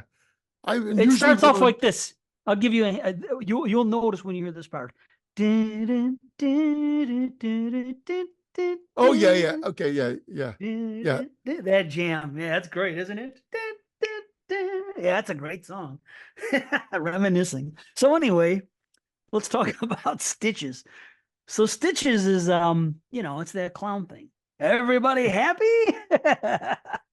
It's cool because it has a typical setup. It starts off comical. And when the first couple minutes you're like, well, I'm like, not everybody else, but I'm just like, ooh, man, it might be too goofy. It just might. And it doesn't go in that territory for me. I enjoy, um, my time with it. You get the kill at the beginning, and then the way he comes back 6 years later, the way the mythology of the clowns and everything, and it's just old school slasher type stuff done in the 2010s, which is great because we see all these different slashers, and a lot of times they don't have that feel. This one has that feel, and it culminates in a party at the end of for the whole third act or whatever, and then that's where he's bumping people off. I haven't So seen it's this. I don't think I've seen this. what you never saw Stitches. No, I Holy was cow. when you brought it up, I was thinking clown. In my head, I was thinking clown, which is not a slasher, right? You wouldn't consider that a slasher. No, I wouldn't. No. No. Wait, Oh, no, I did see this came out like maybe what, 5 years ago? 2012, I think. Ooh, because I know the cover of Probably it. seems like 5 years ago. Yeah, fucking time. Oh, I'm not. Why You am I know? doing it on here? Yeah. How about I just died in your arms tonight? Remember that Yeah, the scene? cutting crew. The kill scene? Right, but it's a scene in the movie that's very memorable. Everything about that scene is great. The way it kills, and the kills are kind of wild. Uh Maybe they could be considered some type of, goofy a bit. Uh there's a little too much CGI on this one kill, but they do good things. So I okay, have I'll seen it. tell you what. Yeah, yeah, Okay. I've seen it. So Yeah, you have the kids at the beginning, they kill the clown by accident, they're messing around with them, and then 6 years later, it's the kid's birthday again, and he's always had trouble with this. And then they decide to cheer him up and have a party, and it's all the kids that were at that party have ended up kind of messed up a little bit in different ways. It's kind of smart in that respect if they do that. And then they have the clown mythology and why he was able to come back and everything with the eggs and all that stuff, and him coming out and good kills, and just yeah, it's just the right amounts of humor. And it's just it's a blast. I really like it. I mean, well, I'll just tell you, it's a half head explosion, but nice. I Well, quite that's like it. Yeah, it's got really good colors and it's shot so well. This is for Jamie. It's beautiful. It looks beautiful. Stitches. It really does too. I'm It's I'm I'm gonna check it out. That's for sure. oh, you better. I recheck it out for the show. I meant. Um, every week that you've mentioned ones that I haven't watched yet, I write them down, even though they might be on your list. It just gives me a quick reference to ones to check out sooner than later. I'm Let gonna me ask you talk about. this Oh yeah, shoot, quickly. shoot. How many do you have? Uh, well, officially Because start I have one, an two, three, idea. four, five, six, seven, eight, nine, 10 slashers. 10, and I have like 25. So how about the ones that I've seen before and we've talked about on the show before? I'll just say one thing about it, and if anything's changed, and that's how I can get through it. Okay, In other works. words, I also watched Madman, and not enough changed for me. They're ultimately Yeah, as much. The kills are good, the setup is good, the campfire, but there is just a lot of constantly calling out names for people that are lost, yeah, and just there's too much walking around and too much downtime with it. There's a real lot of walking around looking for people that just pads the time, and it's only probably a 90-minute movie anyway. And it's just it would have been better served for more kills. The kills we get are fine. It starts off so great too with the music and the title card and the actually they kind of foreshadow things ridiculously in the song, which is actually kind of clever about what's going to happen to each person. But it gets into the mythology of it. There's a spooky shot in the tree, which is good and all that. I like the girls a lot. The guys, I'm not so much into their personalities. So anyway, I didn't come up. I thought I was going to. I was hoping to, and there are some good things about it, but ultimately it's not in that territory. It's 6.5, so sevens and above for the exact list. exactly the same rating for me. 6.5. I Mhm. I have it as a 3 out of 5 because you can't, if you do the half rating, it makes it a 7 on Letterbox, Right. but it's a 6.5 for me. I actually enjoyed it more the last time I watched it, but I've always just been like, why do people rave about this? Well, I guess because it seems forgotten, but I'd say Because it it's was like for a a while. 6. kind of like a Right. six. It's worth checking out, but Well, no, the it's an last time old I school watched it, slasher. yeah, It yeah, has that old school formula that people absolutely. gravitate to. So there's charms. It's like the kids in the woods, add a thing. It's not like watching a modern slasher or something else. You know, it's so it sometimes you get a movie from the 80s that really doesn't feel like an 80s slasher when you think of an 80s slasher. This is the movie that was gone for a little bit, only had the VHS and then it went out of print on DVD. And then it came back, or whatever it was when it came back, people hadn't seen it and they get it. And Yeah. it's an 80s old school slasher, so it makes them And feel now you good. can see That's it what I think it is. everywhere. You can see it on Tubi. It's pretty Yeah, much on now it's every everywhere. streaming service. Yeah, it's everywhere. But Hmm. yeah, no, 6.5. It's worth your time. Some people are going to like it more. Some people are going to like it less. Typically, people that don't like slashers that rate all slashers like shit. Um, however, the Right. my one that I'm going to start with here was recommended to me by Gary Miller. Gary reached out and said, "Hey, have you seen this yet? Twisted Nightmare." I've heard of it. I remember seeing the box art back when I looked it up, and I had not seen it. So I watched it. I checked it out. Thank God it's on YouTube. Now there's two versions on YouTube. One that is a rip of the VHS. So if you really want that nostalgic feeling of watching VHS, do yourself a favor and watch that version. Except I'll tell you right now, it's murky and dark as shit.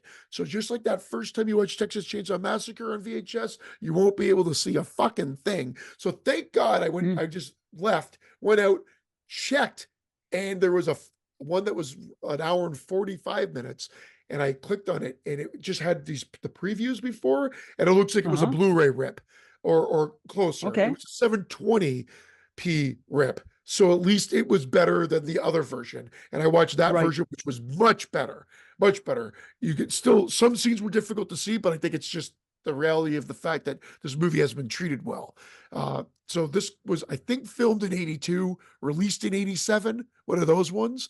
Hmm. This, the reason to check it out, the only reason, because it wouldn't make the list, is it's on the same set that Friday the 13th Part 3 was filmed on.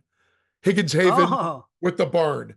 And they use the wow. barn and they use, and so you can see it and you're like, there it is. It's got a And then you're lot, there's a wishing you were lot, watching part three. exactly. And then you just wish you were your birthday. Now, don't get me wrong, there's a lot of kills in this. Actually, a lot of Right. kills. Look Some of them you okay. see stuff, some of them you don't. There's some good gore, some not so good, like, or no gore. Uh, is But ultimately, Gary, I checked it, but it's a 5 out of 10 for me. It's just right. Nothing to elevate it to be a much must watch or a rewatch. But I'm glad I watched it. But yeah, 5 out of 10. Okay, well, I look at it, it says 1987. And the first thing I'm thinking is this: why the hell, with the stuff I know, with the stuff I have written down on my phone and everything, and done this before, and all the lists I've looked at on IMDb and on Letterbox and all, this one got by me. And I'm like, how are these movies getting by me? Anyway, here's what I want anyone who's listening that's a patron that's in the now, please go to my Letterboxd, okay? Please go over there and who am I? Dave Z? Let me make sure. Yeah, okay. Who am On I? Letterboxd, yeah, who am I? No, Who on am Letterboxd, I? it is. It's DEVEZEE. The D and the Z are capital. So go to find me on freaking Letterboxd, please. All right. Look at my list for Year of the Slasher 2 watch list and go down it. And if you see something that might be a hidden gem or just maybe something I should watch, it's a slasher or we should watch that's a slasher, please tell me about it. Please do that. Because this one here, now I'm not bummed out because I didn't see it because of what you said, and really because when I'm looking at it, I'm looking at all the ratings, and majority have it at like a three, three, three, three. Occasionally you catch a 3.5, and there are two Gary people Miller with it a is four. a 3.5. Wow, there's a couple people with four. Uh again, some people just love some people love slashers and everything about them. I do. I love slashers You too, but do. I mean, Yeah. I gotta separate them. They're not all just because they're a slasher doesn't necessarily make them great.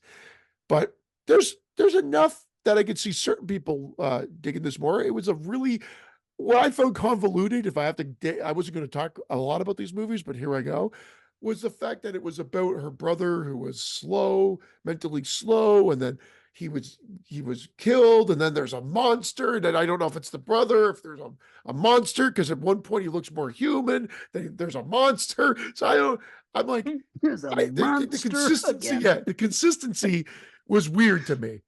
But I also was like, one of those movies that I think just because it was, I've been there, done that. I was more intrigued by the Friday the 13th Part 3 Of set course. pieces. Right. That's Well, that's why. good. It's good for that alone. It's like, I have to watch parts of it just to see that. But look at this is But kind of interesting. the One of the acting is people, fucking. This one guy gets attacked by the killer, and he runs back into the house. And instead of saying, "Oh my God, there's a killer, let's get out of the house," he's like, "Oh, hey guys, oh God, guys, I'm hurt," or something to that effect. And you're like, "What the fuck?" And the well, is he dialogue, about to yeah, die? well, he's been stabbed, but it Because I could see someone acting that way. not I'm not hurt that because someone fucking just stabbed me. I'm hurt. Like no sense, like no warning that they might be in danger because he was just attacked by a killer, but Yeah. that he's hurt. That's it. Sorry, you were gonna ask a question? I wasn't going to ask a question. I was going to make a statement about one of the people with that has 4 out of 5 of Twisted Nightmare is someone named 80 Slasher fan. That's a friend on what do you call it? Letterbox. Letterbox. But Yeah. here's the interesting thing. Look at their journey.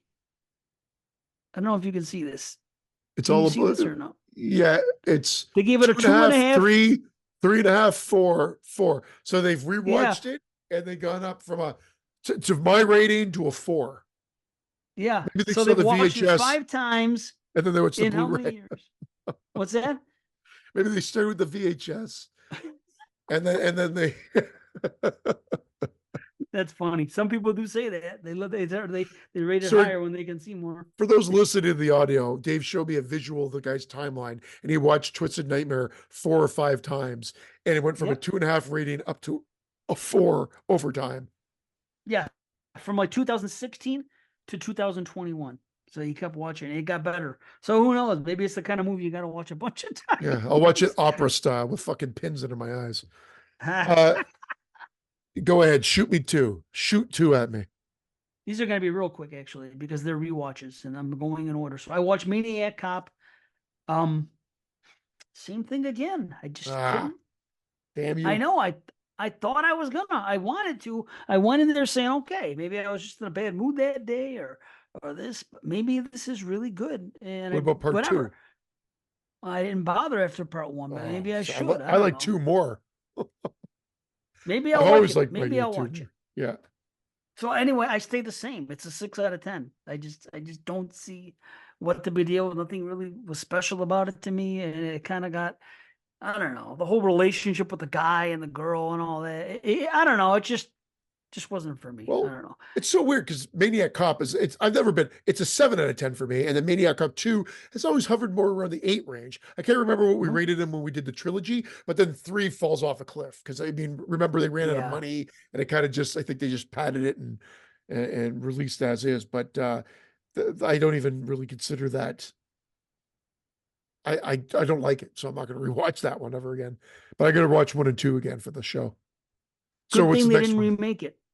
Remember they were gonna remember Nicholas Yeah, Winding Refn was talking about remaking it, which is absurd, and I wish he did, but yeah. that's Well, another who story. knows? Maybe it's coming. Yeah. Right. And the other one is April Fool's Day. And I'll say this.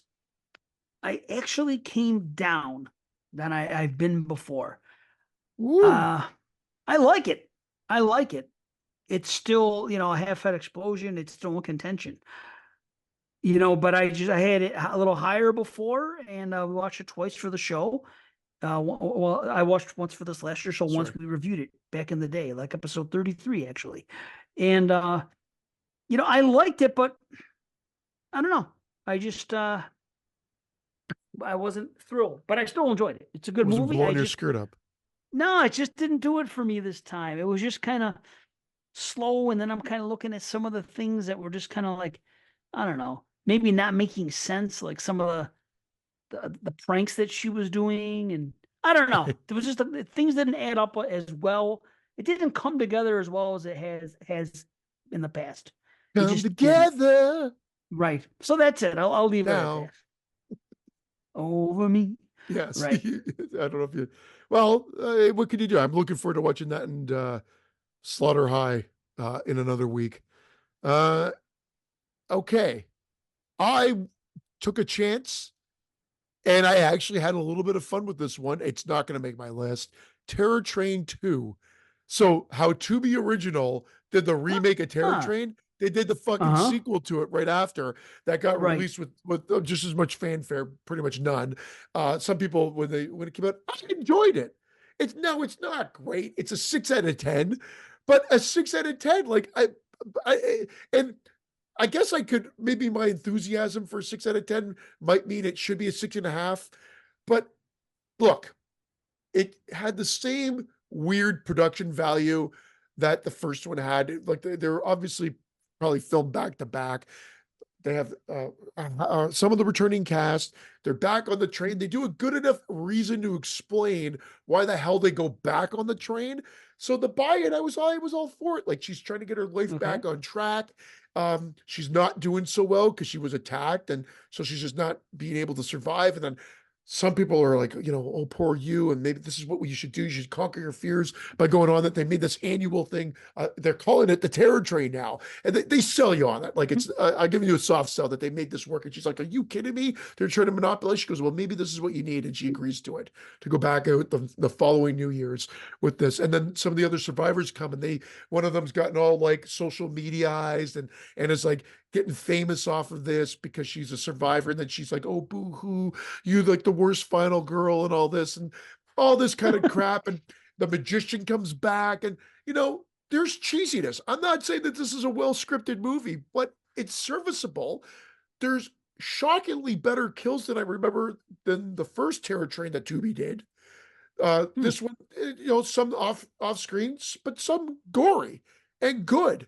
And I was like, as I'm watching, I'm like, I can't believe it. I'm enjoying this. And I kept saying that to myself over and over again. And there's some silliness as to be expected, but I enjoyed it. Hell, I might even give it a 6.5 because there are people that are probably going to give it one star. Something just worked for me better than their remake. Interesting. So what'd you give it again? I'd say I officially gave it a 6, but as I was talking about it, I'm like, it seems more enthused. But I don't want to be Ah, too high. I'd say a 6 is more realistic, but right. It's not making but your list. I'll tell you yeah, that. it's not going to make my Yeah. list. There's no Right. question it's not going to make my list, But but you I don't was regret it. shocked that I Right. enjoyed it as much as I did.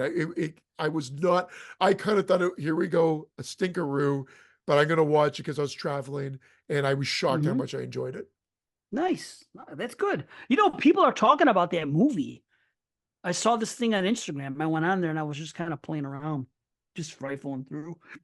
And apparently that movie that you were talking about, that slasher that was kind of like Terrifier on Oh, freaking diced, Tubi. diced. Yeah, like the Yeah. directors on there. Word has gotten out about this hardcore movie that's like Terrifier, and it's on social media now. But you were the first one to say it, but other people, they started running with it, and Yeah. there's like conversations going on, and there's people are Well, debating about it. Some people well, say it's terrible, some people say well, it's great. it looks like I said, I want to talk to the director because I just want to ask, did you run out of money?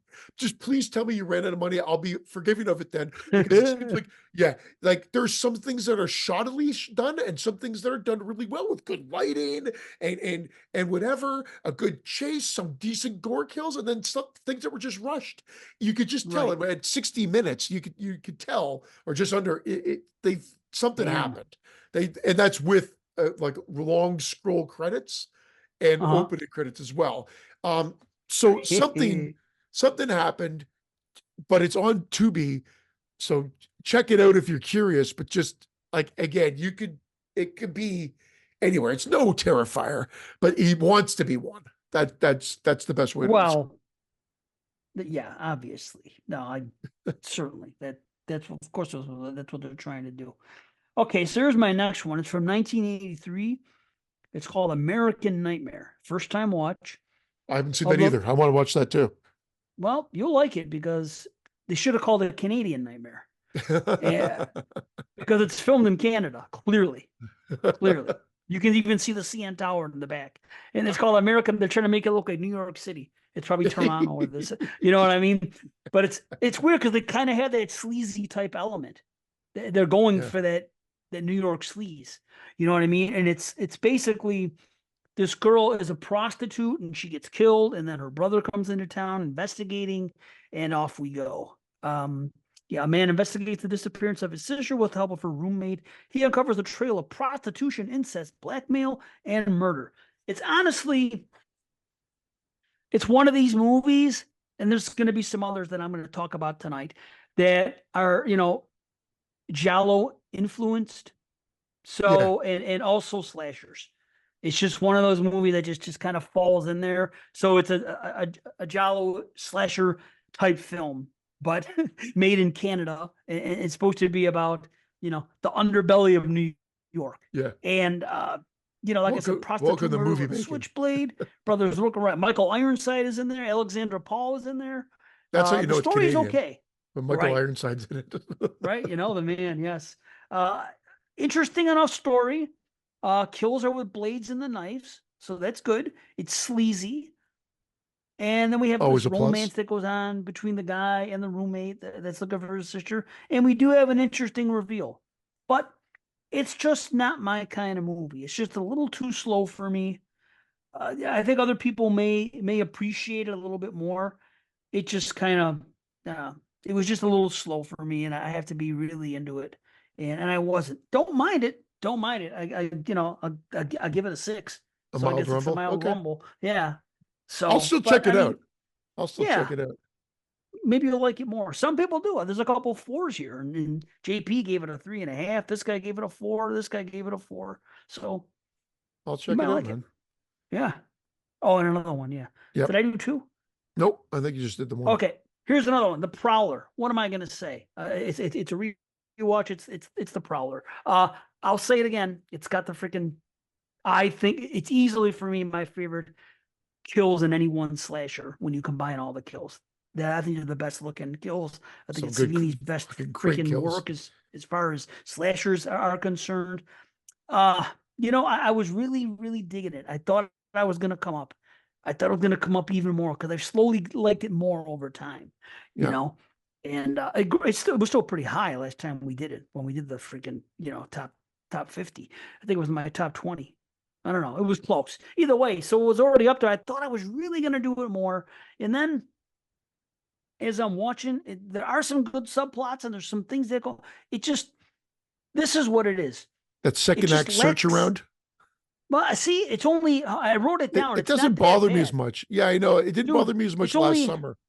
it's from 37 minutes to 43 minutes, and they say in Mr. Chatham or 8 times. So it's Yeah. really only 6 minutes. It's just it used to bother me more. The more I watch it, I appreciate the old school slasherness of it all. The letter, the reason he's coming back to kill. It's like the Yeah. My Bloody Valentine type thing. It's a lot of Yeah. fun. The kills are great. You get It a, looks I'll good. save the rest for the I show. got the But it's Blu-ray. It like, looks great. Yeah. boy, that too. And this is what it is. It lacks the dialogue between the group that movies like My Bloody Valentine and like Friday the 13th Part 2 have and things like Yeah. that. It doesn't have that to put it over the edge, especially for a movie made in 81. I need more. I need more of that dialogue. We're dealing with, college age kids instead of doing other stuff that they were spending time on, like a love triangle that it's okay. And I know they have one of My Bloody Valentine, but it doesn't weigh it down. There's just a lot going on. Not Have even a you? love triangle, but there's just a love interest, and it's good. I enjoy it. But here's what happened. I was gonna go higher on it, and then I didn't realize it. Tony Hartman in the 22 shots chat said, and I was like, you are right. There comes this one scene when they are at that dance and a girl and a guy, people that we know that are in the cast, they go into the basement and there's a bed where I guess the janitor used to live that killed in Rosemary back in the day or whatever. And there's a mattress down there and they go down there to screw around. Right. So they show them Yeah. going down there and screw around. You don't see them again. They don't even get killed. How do It's you have a so setup weird. like that? I know. Yeah. In a That slasher is film. Yes, that is so it did not go up. It stayed where it was. It's still I'm still pretty high on. I Oh, still it's think it's good. a great I movie. think it's going to be on both of our lists. I think that's inevitable. Yeah. It's actually pretty high on my list. But my ratings always hovered around the same, but I'm pretty high on it. Have you rewatched Happy Birthday to Me yet? No, The going show. to. Okay. I'm interested to hear your thoughts on It's that one all too. randomized. Everything Yeah. comes up as Oh random. yeah. Whatever comes up, I I watch. forgot. Fun. I'm Yeah. going to do I'm going to do The Conference. So this is the one Brandon mentioned it. Mm, I thought he had it on his list last year, but he just mentioned it as it was good. And it's on okay. Netflix. And the dumb mask that you see on the poster for Netflix is what throws you off and why you don't want to watch it. I say watch it. Ah, I will. Now again, I sometimes make recommendations and you're right there with me, and sometimes I make them and then you are like not on board, and that's okay. We can't all agree on everything, but this felt like it was a modern slasher, but it felt old school, like a simple kind of old school premise in the sense of like for reasoning, but the setup is more like Severance, or like it's a group of workers coming out and having a retreat, and they're going over things, and as they go over things they start getting killed and realizing what's happening, and it brings light to the situation. I saw the ratings on some of the people in Letterbox, and it was getting some really piss poor ratings. It's foreign and it's dubbed, but that didn't bother me at all. It's You well couldn't dubbed. change it from dub? I can't remember because Okay. what I did is I downloaded it and brought it on my trip, and I didn't check, to be honest. I don't even Okay. I'm know. gonna find out. I You know Okay. what? I think I did check, and it wasn't an option. But that It's might have called The just been Conference. the conference, which is a dumb name. Okay. Don't let the name. That's why I Fair said in enough. that chat, I said dumb Yeah. name. Check it out. Gory kills.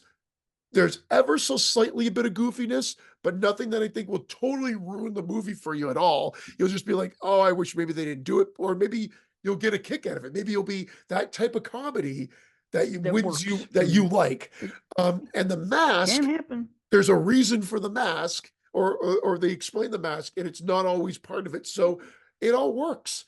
And I was really happy with my time with it, and it could be a contender for the list. It's definitely a half head. Nice. There it is, The Conference. Okay. So I Yeah. have it on my MB.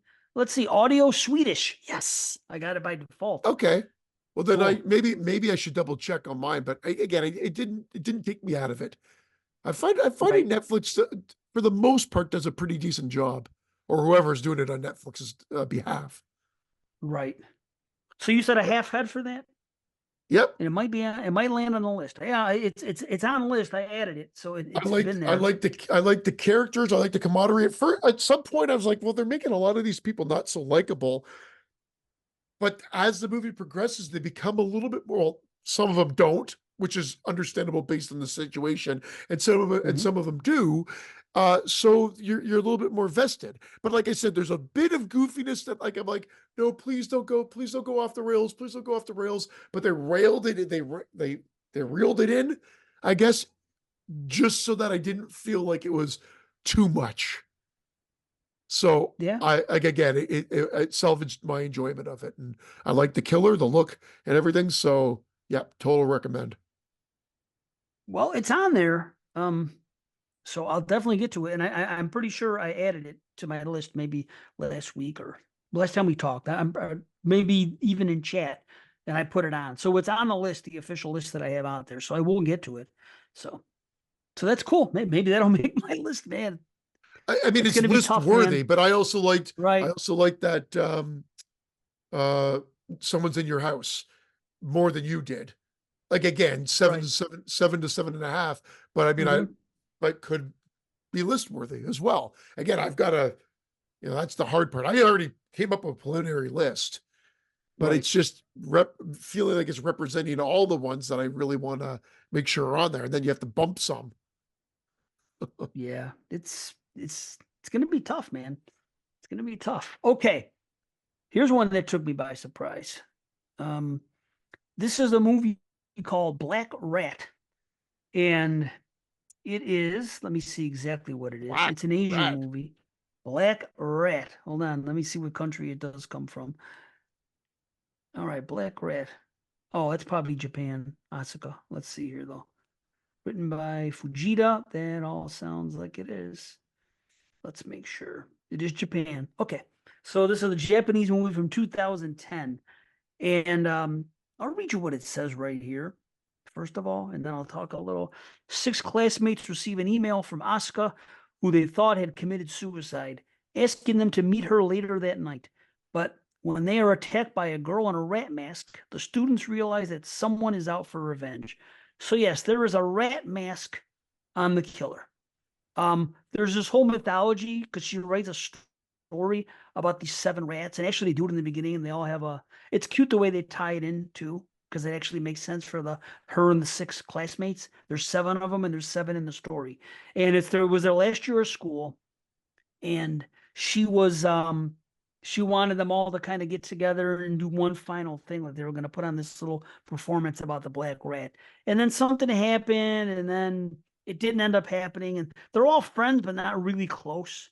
Like, because they kind of make fun of this girl. She gets bullied a little bit by them because she always smiles no matter what. So she's a little bit, you know, sad.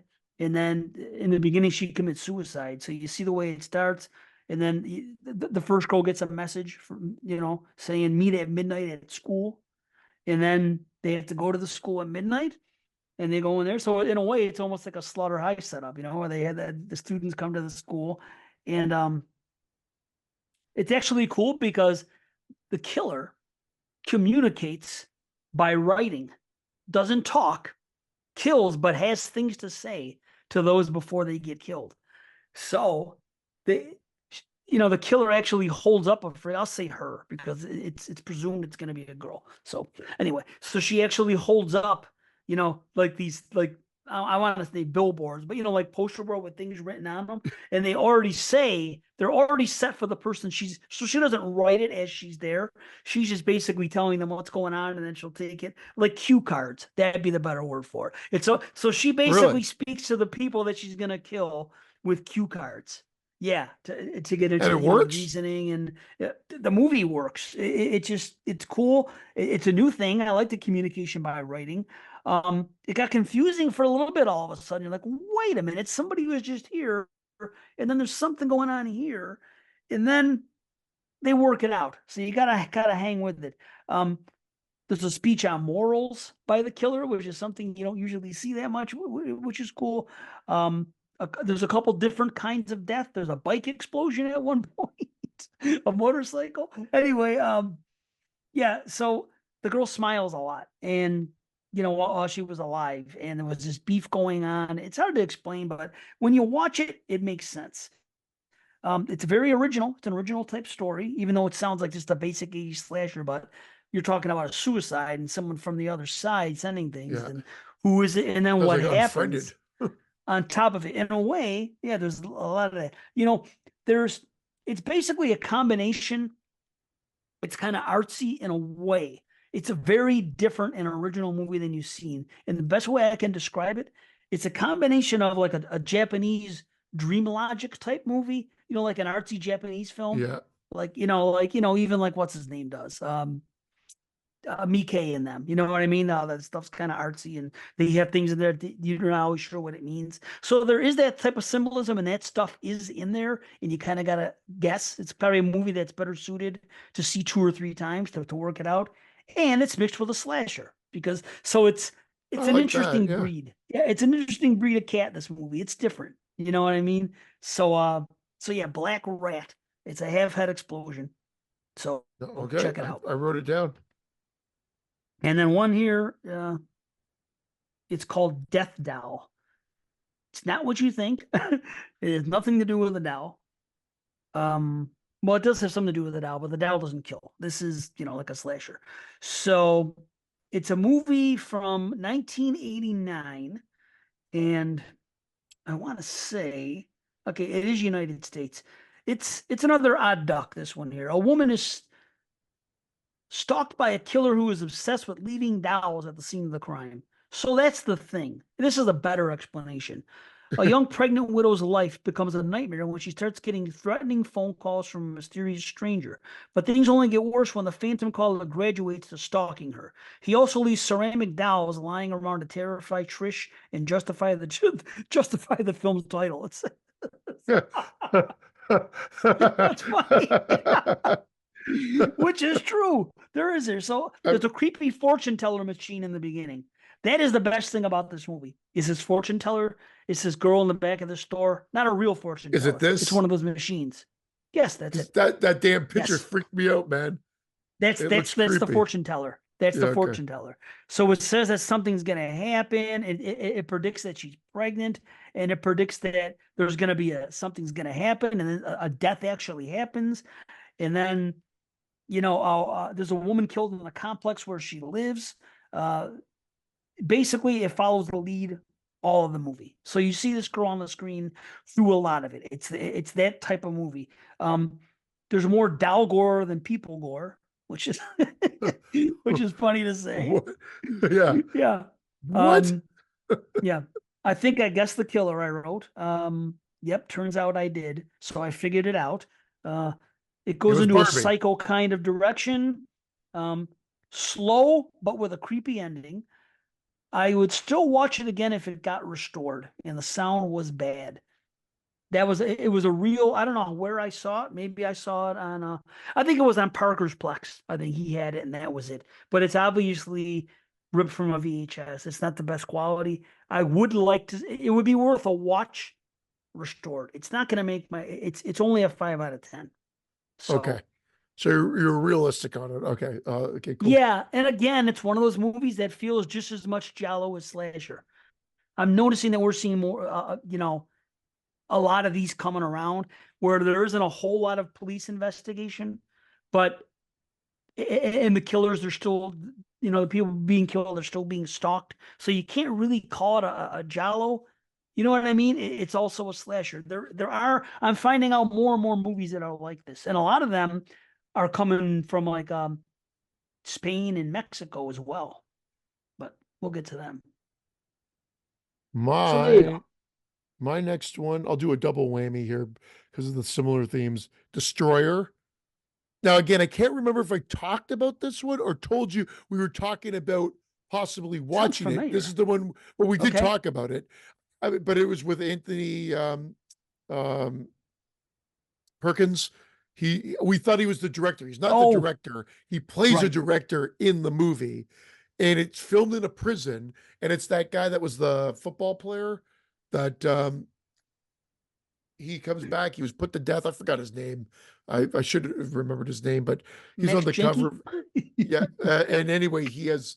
Uh, I thought I saw this movie. I haven't.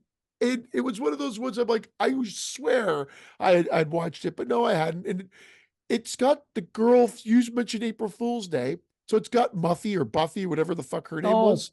okay. Her, it was Valley Girl. So she was in Valley Girl. She was in that. She was in Destroyer. And it has another guy. Um, the guy that I think is fucking the girl in the pretzel thing in April In Fool's April Day. Fool's Day? Yeah, Okay. it's one of the guys. It's not Biff, and it's not the guy videotaping everything. So and he's in it, and they're boyfriend and girlfriend in this movie too. So I just thought that was a weird connection that after April Huh. Fool's Day, which was 86, this came out in like 88 or 89, 89, I guess. They're in this movie together. It's not great. Weird. It's not great. It's got a couple of okay gore scenes, a Hmm. couple of okay set pieces, but ultimately not worth it. It's kind of boring. Probably one of the probably the bottom rung of all the electrocuted coming back from Beyond the Grave movies. Right. Yeah. Watchable for one time watch, but I'd say 5 or 6. That type of thing. Like nothing. Right. I'd say probably a 5. I'd say that's more realistic. Just kind of Yeah. middle of the road. Uh, Nothing really to write home about. Check it out for diehard completists, and that's about it. And then the horror show. I also watched the horror Uh-huh. show because we talked about There it. we go. Now, again, this is a slasher because of no differently than I would argue Shocker was because it's trying to ape off of Nightmare on Elm Street, and this one's very much more like Nightmare on Elm Street than even Shocker. So it shares the beyond the grave element, Like the guy literally, when they electrocute this guy, it's the best electrocution scene in my opinion. Definitely not the most realistic one because it's done in one room where there's no blockade between the audience watching the execution and the guy in the electric chair. That's So great. he ends up getting like, of course they put it on full voltage and he's bubbling, boiling, his face splits. Like I used to have the poster of the guy Nice. from the Gore's on it. It's good Right. gore. And he comes up Yeah. and he's like, Lucas, I'm coming for you, or whatever. I don't know his name. It's Yeah. Lance Henriksen. And then he falls dead and he comes back. The downfall is it's not quite as goofy as Shocker. Like it's definitely Right. not as goofy as Shocker, but they over explain it. Like they say that they go back to Jenkins because his name is Jinky Max Jenke. Jinky, yeah. And he's great. Brian Yeah, I remember that. he's great. Lance Henriksen's great as usual. Like that's all fine. It's the explanation. He had a electric chair. He built his own electric chair at home practicing, to build up his immunity for getting the electric chair or whatever. You could do that. Dumb. But still, I thought it was dumb. But then also they had the obligatory, like when he goes into the um room right after the execution and he's trying to get readings and the cop's like, oh, the coroner's like, I have to deal with other things. I have nothing better to do to watch you take readings off a dead guy, and leaves it. And of course all the supernatural stuff comes very similar to Shocker, except he doesn't say like that stupid line that he says in Shocker, but the laugh happens as don't show that. We don't need to see it. Just he got killed at the electric chair and he's back beyond the grave. Why? Because it's a fucking horror movie. Maybe I'm wrong. I don't need the explanation. If you get the setup and the fact that he's just back and causing havoc again, I don't need Yeah, the but wait a minute. explanation. You don't think so? So let's just say They didn't give you an just the explanation in chair. Freddy. They never gave you an explanation in Freddy Nightmare on Elm Street, the first one. It was Oh, wait a minute. you know what I'm saying? Like they give But you, this, they're not giving, you give him the chair. He could pop up out of the chair. I'll take that silliness, fall down dead. And then that guy can even go to the morgue after, do the reading thing, and like nothing happens, or he could get a reading and it could be like more like an earthquake or something like that, because that's how it starts, and then it goes yeah, crazy, but and he could get a reading and be like, holy shit, whatever, and then that's it, and then nothing else has to happen until the first murder well, wait, he's afterwards. supernatural? Yeah. See, Freddy's supernatural, so you don't need a reason why. But Oh, in other words, in this well, movie, a guy gets, he's real, he gets the chair and he becomes supernatural, just like, literally just like Horace Pinker. well, how does he become supernatural? How does he, what, is he walking around? He literally shows up when he needs to show up, like Freddy Right, but what I'm style. saying is, how is he supernatural? Just because he survived death? You've Does he not have seen any this movie? powers? Not No. since I was a kid. No. No, I mean he just becomes the killer, but able to like mask his voice as a girl, a boyfriend. Like they're watching a comedian on TV, but Lance Henriksen's picturing him, and he's telling all these bad wife Hmm. I dismember her, please.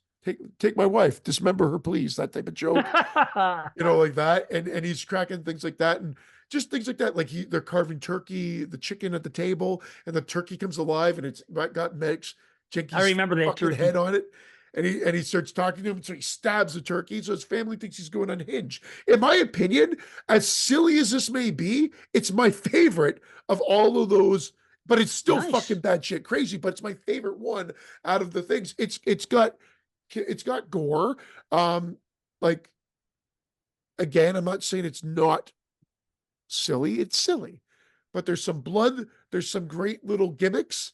I enjoy it, but I gotta watch it again. I can't tell you that it's just not nearly as dumb as Shocker, but it's still Right. stupid. It's still got its stupid parts. Like, but I bought it more. It just didn't have that extra kiss of cheese to it that Shocker So did. wait, there's no comedy or there is comedy? There is comedy, like when he gets his first jolt of electricity, he pops Hmm. back to life and goes, "All that did was give me a hard on." That's okay. I can live with that. But It's that's it. He doesn't very have a line Freddy-esque. every. He Okay. like not he does not every time, but it's every second line's Right. a one liner. Right. Okay. Sometimes it works, sometimes it doesn't. Like And I I'll get like to the that. part where Lance Henriksen's in the car without giving too much away, and he turns and Max Jenkins there sitting in the passenger seat, and they have a car like he's talking to him, and Lance Henriksen does that thing, what the characters do. They look away, and they're like, "Okay, I'm gonna look back," and Max Jenkins still there, and he goes, "I'm still here."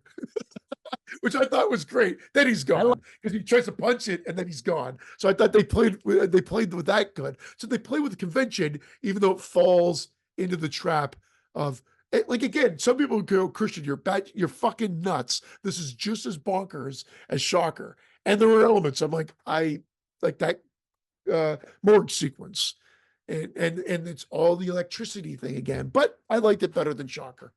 Just it's so. shorter and it gets to the point a lot faster. I'm looking forward to it in a way. So I will be getting to it. Hopefully I did add it. If not, I'll be adding it now. Let me make sure though. Let me And type I'd in the say horror I'd say show. I'd say it's a half head. A half head? Okay. Yep. Makes sense. Okay, so where was okay. Speaking of what we were talking about before, my hole to take, aka my soul to take. So, first time I've watched it in a very long time. So here's my notes here. A great intro, 16 years later. 7, same birthday, same as killer's death. Oh, okay. So when the killer died, 7 others were born. It was their birthday. Okay. That's the children. Didn't get to kill Ripper in ceremony. Okay. California Condor. Yeah, there's all that talk about the California Condor Oh and my what it's God. known for. Yeah. Right. There's a lot of that. There's a religious girl. So what's with the Fang Gang thing? I couldn't understand why they would let this girl just run all over them and why it was so important that they had this. And I guess later on it's kind of explained because she's like a couple years older than everybody else, but it still seems a little bit, it almost seems more like it would be from Oh, like Diablo Cody or something instead of friggin' Wes Craven. Like the way they're just the things that are going on. It's like, what is it, Heather or something I'm watching? I don't know. Either way, that was just a weird thing. Then I wrote, this is getting weird. Some decent kills and good plot. Some of the killer's dialogue is weird. I figured yes. out the reveal early. And here's what it is. I think they tried too hard with too many things. It seemed like it got real convoluted in the third act. Again, it could just be me, but I saw stuff kind of flying from all over the place. And then my last note is kind of a missed opportunity. So I liked it. I liked it. It ends up being, 6.5. So it's not making the cut, but just a That's missed kind of like opportunity. It that could have been trimmed and they could have explained some things a little more and we could have had a decent slasher here. But that was kind of my experience with the first time I watched it. And then I watched it again and said, what the fuck was I thinking? But then I bought it like because I bought like two Blu-ray for $6 or something like that. So I bought it to watch it again, pop it in the collection. I rewatched it again. And maybe that was the time I said, what the fuck was I thinking? But I right. will rewatch it for this show, for the slasher show. But I remember like a, that whole thing with the dollhouse and him banging his head and whatever. I was just like, this is fucking off the wall. This is Craven and off the wall Craven again, where I feel like he's batshit crazy and not in a good way, like Shocker Well, esque. it wasn't goofy like those though. I don't recall it being silly or anything like that. It was just It it was just like, I mean, the pacing, the dialogue, like just some yeah, stuff like that. Like you said, the killers got some weird dialogue. That's what it was, and it just did not sit yeah. well. But There was some weird dial, and it's too bad because they actually had a good dynamic with the family. When they had that girl and the brother, that girl, that Fang girl, and everything else, and at first you can't stand her, and then you kind of get more background on her and her brother and who the father is and why she has issues with him. And there's some good stuff here. It just seems like, uh, did I look at the running time? Was it a it's long running fucking time long, man. too? Yeah, like I think close to 2 hours. Really? See, hold on, my soul to Like take. Let one me of those see here. hour and 50-minute ones, like his Scream movies. Yeah, an hour and 47. This movie should have been an hour and 27. And freaking they should have trimmed so many other stuff and just kind of kept it simple. And it could have been fine because they had some other stuff going on with friendship and the relatives and the dynamic of that. And the kids' past and what may have happened, and they're throwing a little bit of that California Condor stuff. Fine. It just seems like they just went in a whole bunch of different directions, like they were throwing shit to see what stuck, and that's kind of what it's too bad. But yeah, that's why I say it's a missed opportunity. So, and here's another kind of a missed opportunity, but it never really got off the ground completely. This is Dark Ride. Dark Oh, I Ride watched that from earlier. I did watch that already. Because Chris 2000. A.K. Scott asked me if I watched it, and I had seen it, and I Mhm. watched it. It's got some good moments, but I don't mean to steal your thunder, so go ahead. No, it does have Yeah, some good moments, and I've seen it before. This yeah, is the second time. Last time I watched it was for the last year of the slasher, and I said, okay. I remember that what's her name was in this, so Jamie Lynn Sigler from Sopranos, Metal Sopranos. I'm like, okay, she'll hold my interest. But honestly, it was cool. There were some cool things. The beginning is cool. The twin girls murdered on the ride back in yeah. '89. We got the Christopher Young soundtrack, which never disappoints. These kids are doing their thing. They're on a spring break detour. They have a vegetarian inmate. What is that? Vegetarian inmate? I don't know what that means. Okay, a funhouse type idea. Yeah, which is cool. They have the funhouse type idea of freaking, getting like the movie The Funhouse, getting trapped inside of a, Yeah. of a ride like that. And it's cool. There's a little sackhead boy in the back. Oh no, that's a different movie. Sorry. That's the next movie. Um, so anyway, it's a cool cast of kids. They pick up that blonde hitchhiker. She's cool. Um, they get into some mushrooms like that. The story of Jonah. We get the background of the supposed killer because the guy said he was related to the girls that were killed there in the past. And then, you know, Steve turns up dead, looking like a marionette, which is good. Um, all good PV except voices. What the hell is PV? Point of view. Oh, Voices. Production values. oh, All the production values were good, but the voices were not. They were either too low or too loud, or there was something wrong with the mixing of their dialogue. Forgot what it was, but that was the problem. There's a few scary shots. There's a good hatchet type kill, and then this is what too many damn coincidences ruined it. It comes close, but needed better writing, and that's ultimately what happens. So it ends yeah. up being a mild rumble for me. It's too bad because once again, you see a movie that does have potential, which could have been fixed relatively easy. And they kind of make it real easy to pick out who the killer is too. But Yeah. whatever. Yeah. But again, missed opportunity, but not a waste of your time if you're a slasher fan. It's definitely Right. worth checking out. Mm-hmm. Right. Were you around the same thing when you Yeah. watched it? Yeah. Okay. It wasn't going to make my list, but I'd said maybe like a 6, Yeah. That's where five and I a half, am. 6. Like yeah, Right. yeah, right there. 5.5 seems low, but I'd say 6. But Right. sorry, what was the one with the Cool. little stockhead boy? Oh, I could talk about the next one too. It's funny because there's a coincidence with them because it's about mushrooms in the next movie. It's called Shrooms. Have you ever seen this one? No, this is where you talked Shrooms? about it. I was the one that brought it up, and then That's we right. found You out it said was we a should see it. slasher, and I Yeah. haven't watched it yet though. Yeah. Kids travel up to Ireland. Here's what I want to know.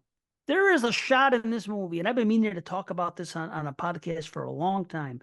What is with all these movies where someone's driving up somewhere in the beginning of the movie and they hit and kill an animal? Have you noticed this trope? How many times we've seen it now? Am Yeah. I missing some grand thing? Has this been going on since horror movies have been made? Or am I just noticing it now? Or am I missing out on the freaking what they're trying to say with it? Uh, Because why does it happen so many times? I don't know. But you're Okay. right. I remember like it. Well, there was always something, but usually it was something thrown at them as an animal. That used to be what happened a lot in like the movies. Like I remember that in Leatherface, and I think even in Just Before Dawn, or one of them. That's I because it's might a be confusing trap. them. But these Um, people just happen to hit them. That's roadkill. And they usually have to put it out of their misery. And it's like a big thing. I can think about 4 or 5 movies now recently that I've seen it. So they did last time they did it last year. What do you call it? With the kangaroo and freaking yeah, what do you call it? It happens a lot. It happened in freaking, you know, tons of movies now. Anyway, so anyway, that happens in this movie. There is a little sackhead boy that's discussed in this movie. Um, and these people are going out to Ireland to get these real good mushrooms, and they leave their phones behind. They were going to keep them here, which makes sense because they're going to be all tripping balls on their real strong shrooms. So they go out there and they say there's some dangerous caps. Be careful with cheap because some of these caps, if it has the dark on it, it can legitimately murder you like quick too. It'll kill you. It's poison. So you got to pick the right ones. So that's something that goes on in the movie. So yeah, there is a sackhead boy that's discussed. They show him a little bit. The tripping stuff is cool. I like when them doing the trails and when they're walking, it looks pretty good. There's a little thing with a talking cow. Then there's a girl that takes one of the caps, the bad ones, and she starts getting all these premonitions. So she starts seeing the future as a result of the trip that she's on. Because even though these things are dangerous and they're going to kill you, they still open up your mind to some other things that our minds don't usually do. And one of them, in her case, happens to be seeing the future. So it's kind of interesting. The trips are well played because it adds to the scare. Like people are tripping on mushrooms, and so they put you into it adds to being scared. Like you're scared normally if there's something out of the ordinary, but if you're tripping on mushrooms and you're bugging out about something going on, it adds to the scare factor for me. There's one part when they go to the shack, which looks just like Jason's shack in part two. It's pretty crazy. Um, oh, there's another one. Wow, happened to be named Ernie. Yeah, that was it. Damn it. In the movie before, in Dark Ride, the girl says this. She goes, how come the killer always has a name like Jason or Jonah or this or that? How can they never have a name like this or a name like Ernie? And then the next movie I watched, not only was it about shrooms, and they took shrooms in the movie before, but the killer's name is Ernie. How crazy is that? One movie right after another, too, at That's the same day, everything. And it happened to uh land up on random, you know? oh, So, I've done that. It's weird when you do that and it's just the same yeah. character. I just did that with Lance Henriksen, and it wasn't Aliens. Funny enough, it was the horror show and Stone Cold. I watched Stone Cold Oh, for my other show, nice. and he's a biker in it. It's just fucking weird. That is weird, for sure. So what the hell else was I gonna say? Okay, Ernie's the killer. It has a nice dreary look to it in the woods. I like the style, some of the shots and the stuff that they implemented. I'm not 100% sure what's going on for a bit there. I'm like, wait, what's the guy? It got a little weird for a bit, but then boom, what a reveal. I said, exclamation point. Maybe others saw it coming. I did not at all. That's what I wrote. So something took me by surprise. I really liked it. This is not a movie that I expect a lot of people to like either. It's kind of it's just unusual, especially with the reveal. It's an I thought original type movie, and I could see some people really not liking it, but it actually worked for me. Uh so it's a half nice. head explosion, and I'm looking forward I to did seeing it. like it. Yeah, I really want to see it again because I want to see if it's going to hit me the same way. But it's unusual, that's for sure. So there you Well, go. my next one is Evil Dead Trap. So There I've it watched is. that. We've watched it. We've done it on the show, uh, and it's what can you say? This movie's fucking batshit crazy. The Boy, is it. slasher element of it is fantastic. I mean, this is fucking gory, and the fact that they were all porn actors and actresses, they you would know, like they do a good job. Like I read that as a bit of What? trivia. Yeah, they're all porn actors. Like supposedly this was filmed rather quick and cheaply, but it looks and feels great. There's a little bit of craziness there's like it's called Evil Dead Trap, so you automatically think Evil Dead, yet it has nothing to do with Evil Right. Dead. Yet Not at there all. is a couple of weird things where the cameras are going rapidly through, and it's like almost like a transition piece. And it's offsetting. It's weird because it's done in a sort of black and white style and weird, almost like negative exposure, and some strobes, and it's dreamlike, but Hmm. there's this real crazy element of murderers. They get one on one and they can't leave this place. So it's about, as we've talked about on the show, I won't go into detail, but a reporter does this late night thing, which weird, like videotapes, and gets people send in tapes, but ends up being a tape of murder that she gets at one time. So she ends up going Hmm. to a place where it was filmed with her crew, unannounced, and they all get picked off one by one. And then the killer ends up being more than meets the eye. That's as you see it afterwards. And he's not a transformer. He's it's just something something's a little off about him, in a David Cronenberg type of way. And that's all I'll say. The movie is pretty damn good. Like it's a half head to possibly full head, but because it abandons the slasher element to go to this other area, Hmm. you kind of give it props for being That's different, but it's hmm also, I kind of wish it was just maybe more traditional, because that's how much I loved the setup. right, I would have been fine with it just being a demented madman, but they right. go into this other realm, which is going to either lose people, and then it has a really batshit crazy ending. So I actually take points away from all that, which is what separates it, I think, from the crop of it. But because I was so invested with how they were treating the murderers, and like they were vicious kills, Hmm. like, Yeah. huge pieces of equipment going through people's heads, and beheadings, and the girl that gets like strung up by her neck and pulled over the roof of the car, and Mm. just it's gory. The eye slice in close up Oh, at the beginning, like this is mm. 1998. It was lost for the longest time. Yeah. I never heard anybody talk about it, and then I think, um, late 90s, mid to late 90s, there was a showing in Toronto, which I went with a friend and we saw it there. Mm. And that I didn't know anything about this movie. And I considered myself, even back in the day, fairly well versed in it. And I never heard about it, nor that there was a sequel. And then, of course, Right. then with DVD and Blu-ray and whatever, they all came about. Now you can watch it on fucking Tubi. Crazy, isn't it? Yeah. It's It's it's nuts. But yeah, it it's is. definitely, if you haven't seen it, definitely worth your time. It's only available subtitled, I believe.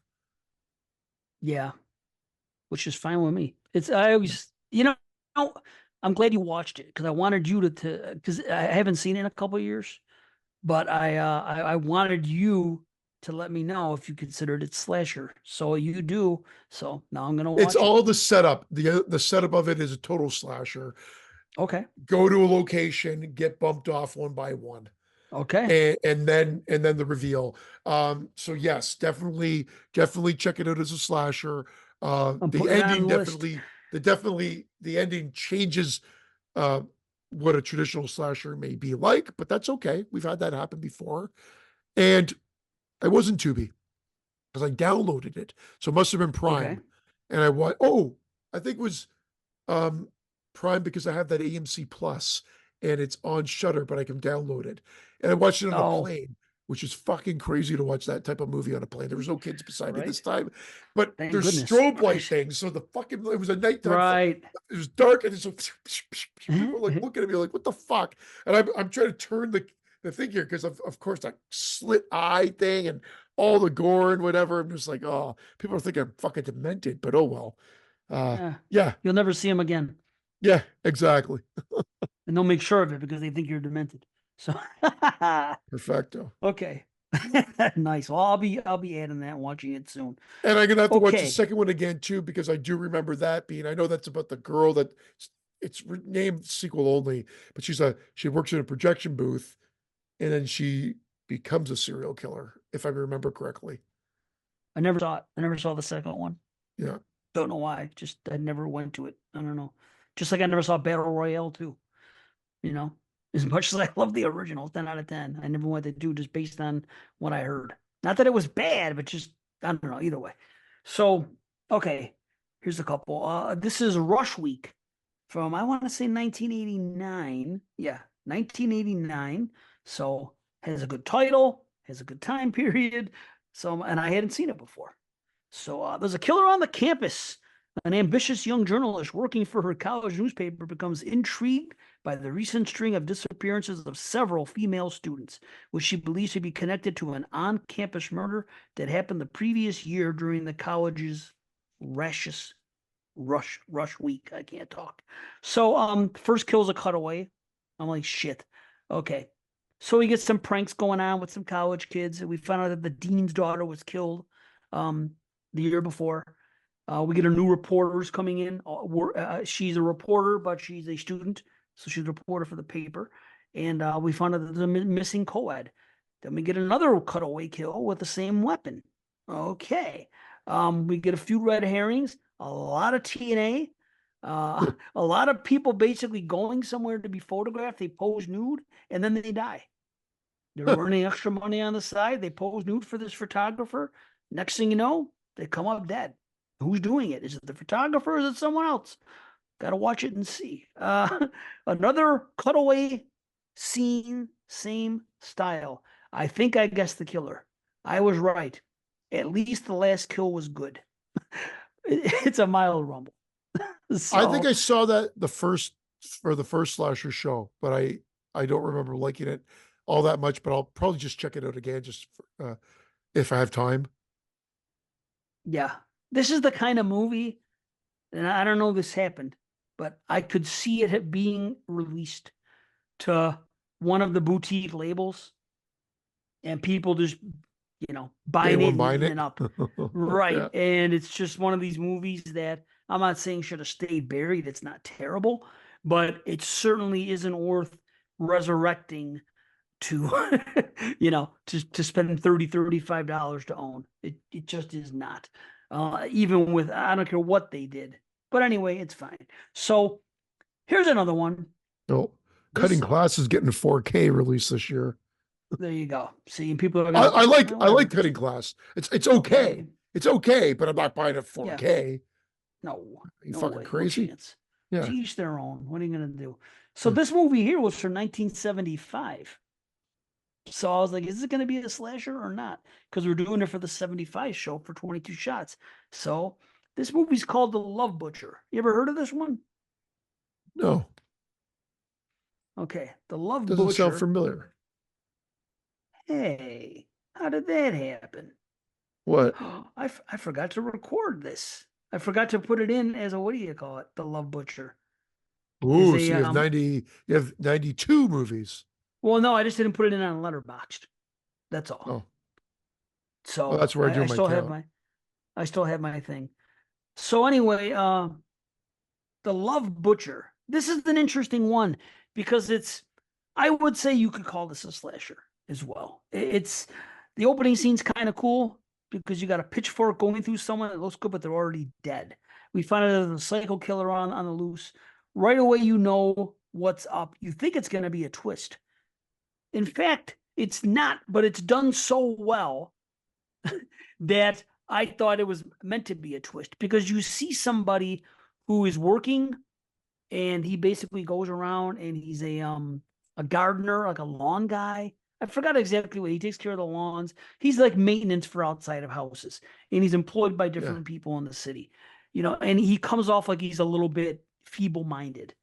Um, Next thing you know, you see this guy, and he says, "I am Lester, and I am alive." And this guy goes back. It's the same guy. I'm just going to give it because it's not really a twist. I thought it was going to be, but that's why I said right away you know what's up with the twist, but it's not a twist because you see this guy come back from his first after the kill from the first day of work, and he's arguing with a dummy.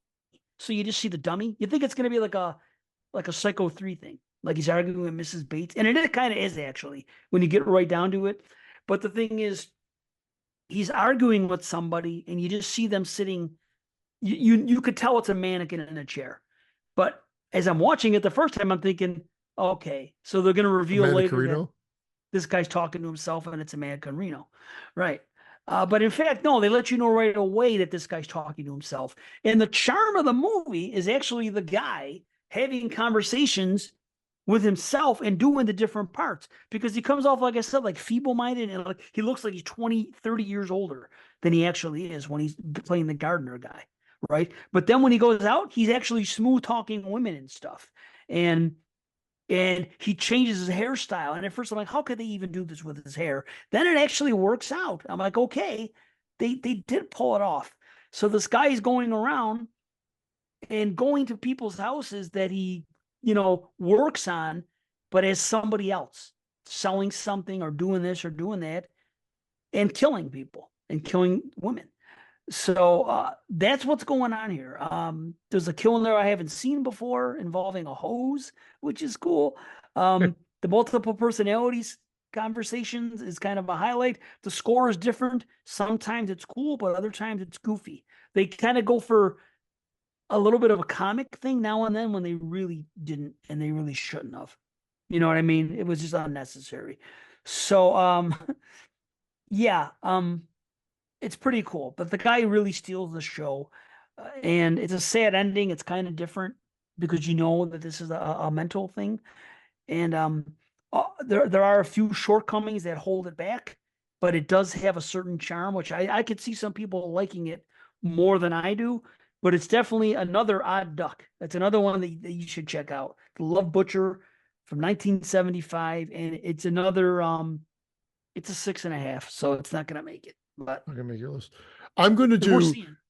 dude. I'm gonna do two more, and then you Okay. do two or three, and then can we call it a night? Okay. I'm just Yeah. fading a little bit. Okay. No worries. Okay, I'll do two in a row then, really quickly. So then I finally checked out Bloodhook. I Again, another one Ah, that so did I. another one that I assumed I watched, but I haven't from Trauma because the dead cadaver guys that they pull out from under the dock were at the back of that cover, and the front cover looked like Surf Nazis Must Die, like the girl, like, and then Right. whatever that I just never wanted to watch the movie. But I remember Jamie and Brian going on about it and thinking it was a fun flick. Like I don't know if they Right. like. I'm not going to say it was like Brian's favorite movie, like The Prey, but it was like at least a fun flick that they mentioned that they watched. So then anyway, I gave it a chance. And you know what? It's way too fucking long. The movie's like an hour and 50 Oh my minutes. It's gosh. way too long. But they That's get the that. extended one. It didn't used Okay. to be that way, and it got reissued with like an extra 20 minutes. Oh, this movie does not need that. Oh Well, my that I gosh. didn't But know anyway, that. So anyway, that's the one I watched. It does it have it does have good atmosphere in the sense of like it encapsulates some good 80s vibe. It also has decent production value. So the night shots and everything like that look really good. The acting is decent enough. The gore is okay, but like the dead cadavers are actually not too bad. And like, the stuff like what you find out what he's doing with the people and whatever the killer is doing and the plot twist, it all like actually kind of worked. It just takes a long time to get there. But boy, does it. all in all, it was enjoyable, but it's not making my list. I'd say it's a 6, maybe a 6.5 out of 10, but I'll say 6 because I don't know if I'd watch it again. I think I was going to the half mark uh, because I was trying to figure out if I'd give it a rewatch. But no, it's a 6. You had a different experience than I did. I'll tell you that. Oh, you hated it? I did not like it at all. Okay, No, dude. interested. It took so long to get somewhere, and you can't even see the kills half the time. The beginning, I didn't understand what was going on at all. I'm like, why did this guy just jump in the water? Like, no, Well, you find out later that there's a fisherman and he yeah. casted a wire and it's causing this tip, but you never see the wire. Finally, later on in the movie, you see the wire when you see the sinker attached to somebody's face. Finally, they show it, but the first couple of things, it was one of the most piss poor things I've ever seen in Oh, my it's life. it's really bad editing and that Oh my those sound God, effects of dude. that drive the guy crazy. Those are horrible. Like you get tired of it so quickly. And all that But stuff with the cicadas in the second half, yeah, yeah, yeah, yeah, that yeah, should have yeah. been completely, had nothing to do with anything. It should have been completely left out of the movie. It slowed it down. It was going slow. And then that nonsense with the cicadas slowed it down even more. No, I had I had a more fun with it than you did, obviously. not But the me. cicadas it was the explanation, but again, it's way too long. It's way too long for its I own was so good. checked out at that point. I was just like, and I was just not, no. Oh man. No, you know what I gave it? I gave it a 3 out of 10. Okay. Probably the second worst slasher I've seen this time going around. Yeah, I Wow. just I know I thought I was gonna enjoy it. I even thought about watching it with my friends because I thought it was gonna be so bad it's good. Thank goodness I did it. We went out, nobody would have laughed the whole time. I don't think it was just Well, slow and I was boring. And laughing. I don't know. really, no, I'm glad. I'm glad somebody Yeah, laughed. You know, I yeah, just it didn't do that for me. I was and hoping it then would have. uh and my last one is Slaughterhouse. Again, this one, Oh, I'm looking funny forward to enough, watching it again. I liked it. I thought it had some charm to it, but I never really was high on it. It's kind of like, but this was probably my best viewing. It's a mild rumble, but it's a list contender. The list contender. Right. But I always thought that this was a slower paced film. I didn't have any pacing issues with it this time. I thought it clicked right along. Production value Cool. was high. Yeah. I thought the acting was decent. There's a couple of good kills and gore. Buddy, Buddy's kind of menacing, but you sort of feel bad for him a little bit, but you don't. And I just love how they work it all in. I think the when I was younger, I wanted to see the kids die and not so much the corporate part. But that's what I like more now, with like all like the fact that there's foreclosing on his whole operation, and that's what. Right. And Buddy's already killing people for fun and not realize it, and then he sort of gets pushed into the direction of where his dad wants him to go. So all in all, like I had a really good experience with it. It will be I don't know if it will be on the list, but it's definitely a contender for the list because of a Cool. half head. It's that 7 range. So I expect it to be a contender. I 7. haven't seen it in a while, but It's a yeah. 7 out of 10. It's not. I'm not trying to blow Okay. it, but it's a Right. contender. That's And kind of what I always thought.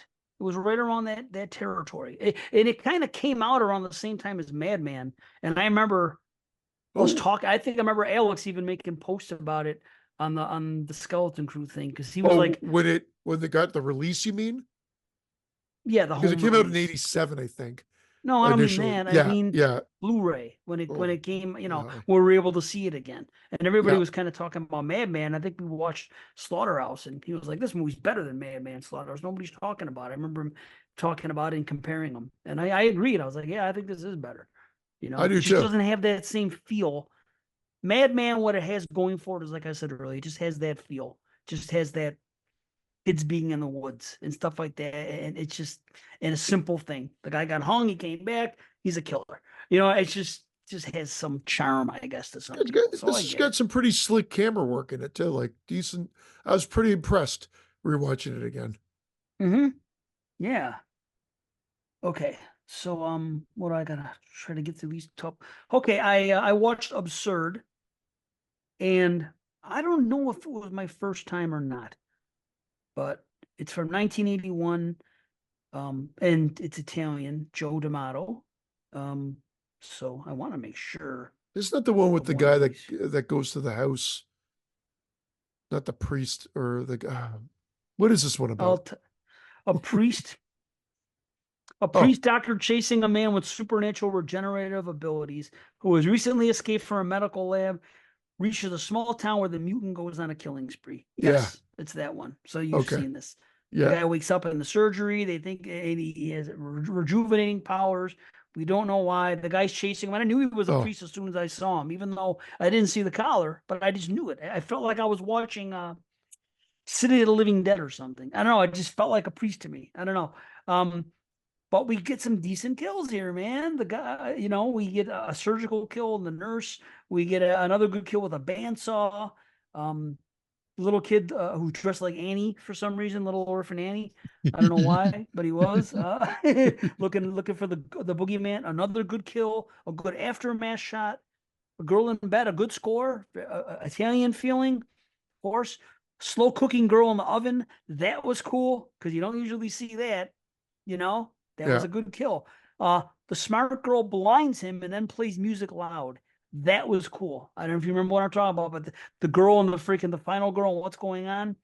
The girl was smart. I like the way she did it. Can't remember when I Cool watched this last last. kill. It was like in the Yeah, last few years. It wasn't last year, but it was. I feel like it. I don't know if maybe it was for the year of the slasher. Maybe that's what it was for. possible. It's possible. Time does fly. I say cool last kill and last shot, but ultimately too many survivors was my only complaint. But I still like it. It's a half head. I hadn't seen it before, and I enjoyed it. Will it make the list? I don't know. It's one of those on the cusp. So there you go. Is there another one I could do quick?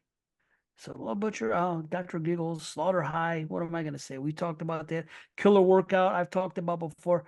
Here's one that I almost freaking, I was hoping it was going to take me over the edge, and it didn't. I really wanted it to go to the next level, but it didn't. And that was X-Ray Hospital Massacre, because it seems like this movie gets overlooked. And, for the time it came out, which was what I want to say 81, Yeah. right? Hospital Massacre. Yeah. So it was around that time.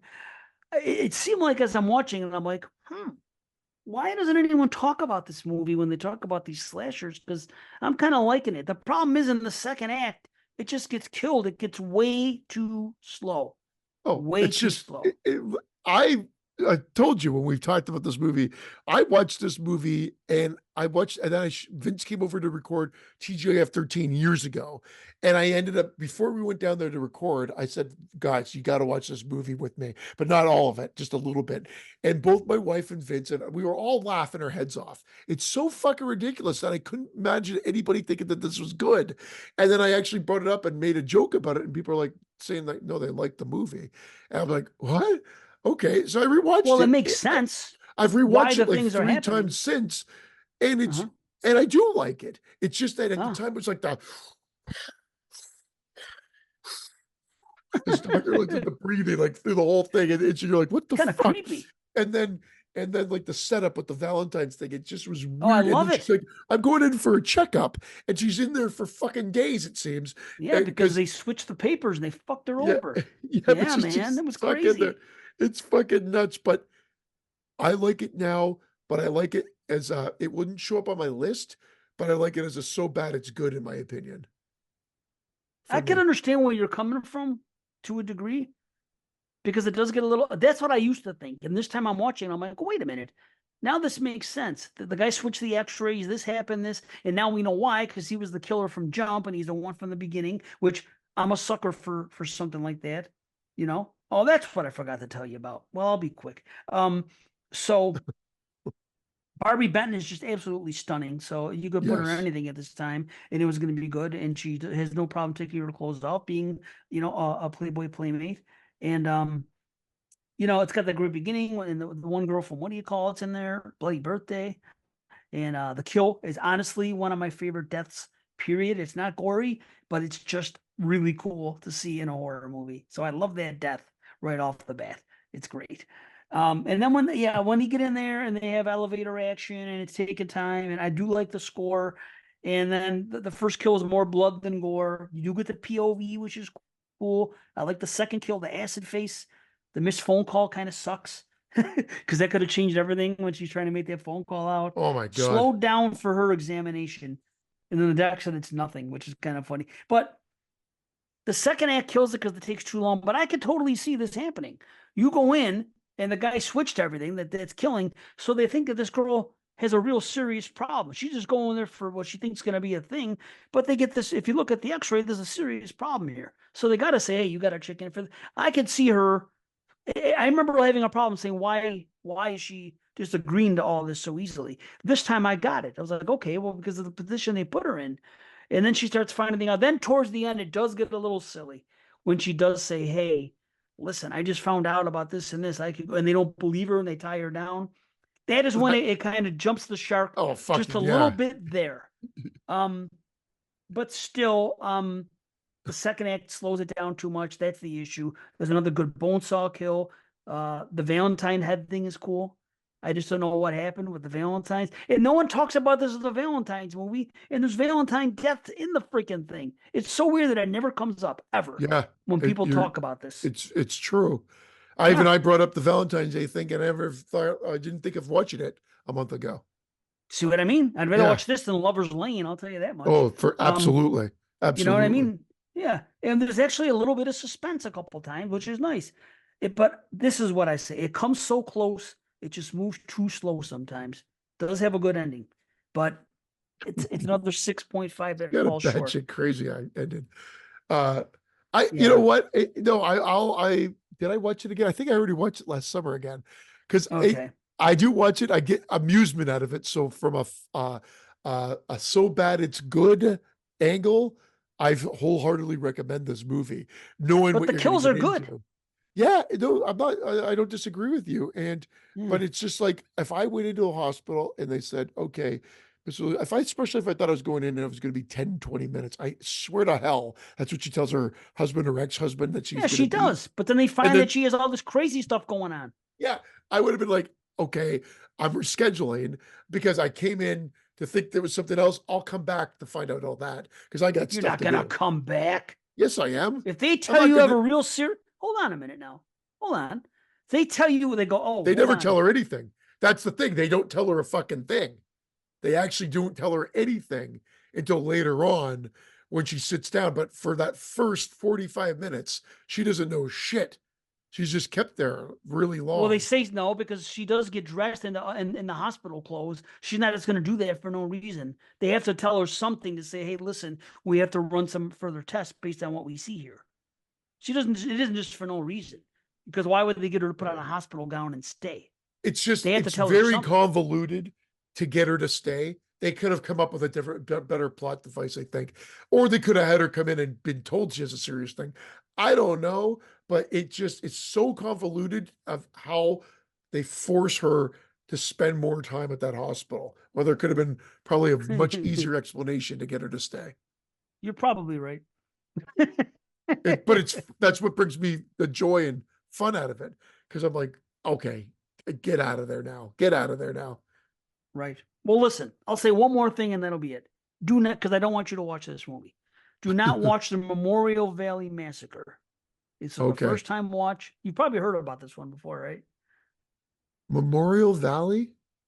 Yeah, because there's something about it that separates it from like other movies. Yeah.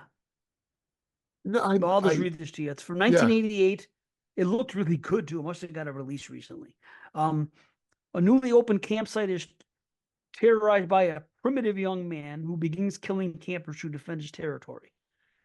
So people basically talk about it like a native wild man or something out there doing the killing. I always pictured based on what I heard, it was going to be like, like a Native American or something with like like a tomahawk or something. You know what I mean? Yeah. Just because the way people have spoken about it. It's not really that, but it's not that far from it. It's not a Native American. It's a Caucasian person, but he's been for no reason in this area all this time, living off the land because he freaking went missing when he was a kid.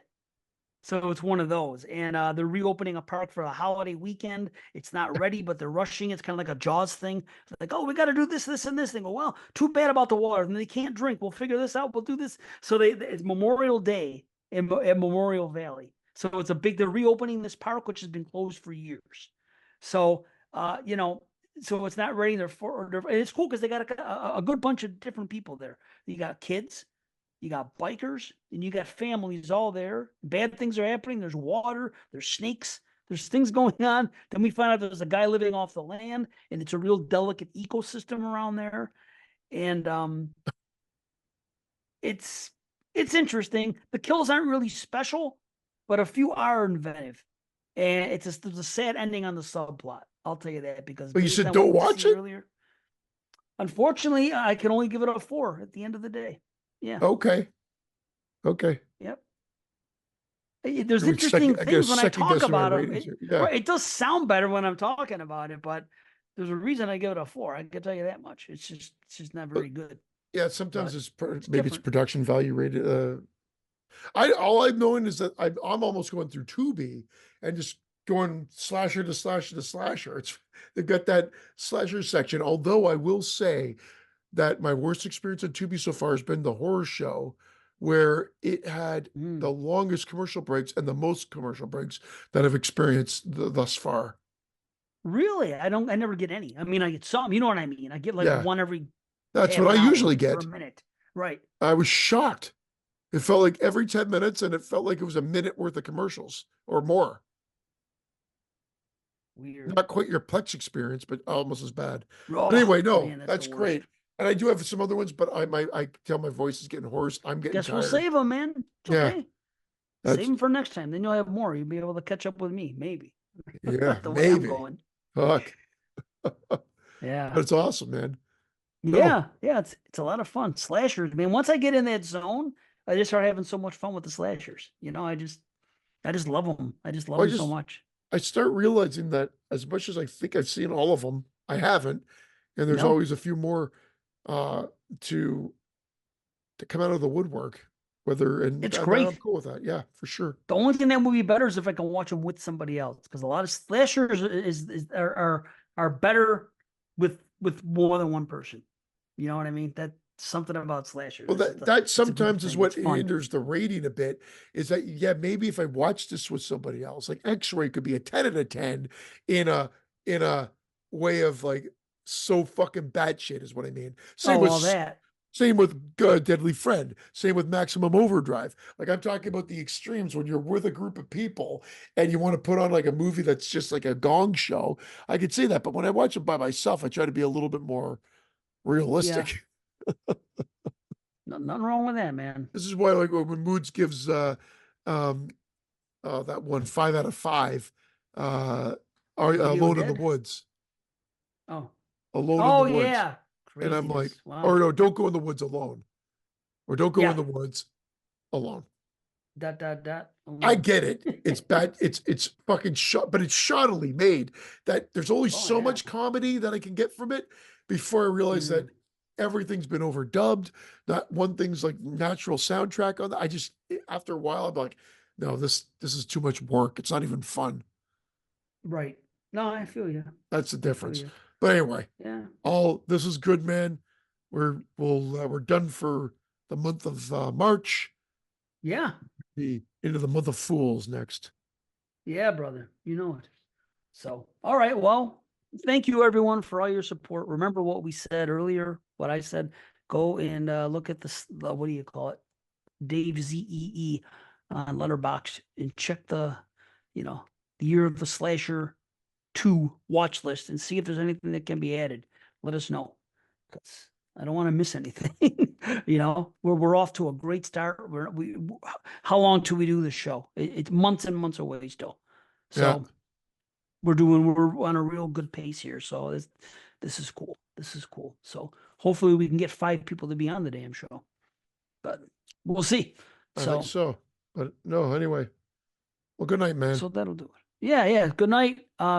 Love you guys. Thank you for the support.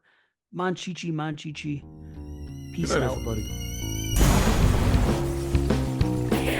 Say, Rosie, Rosie.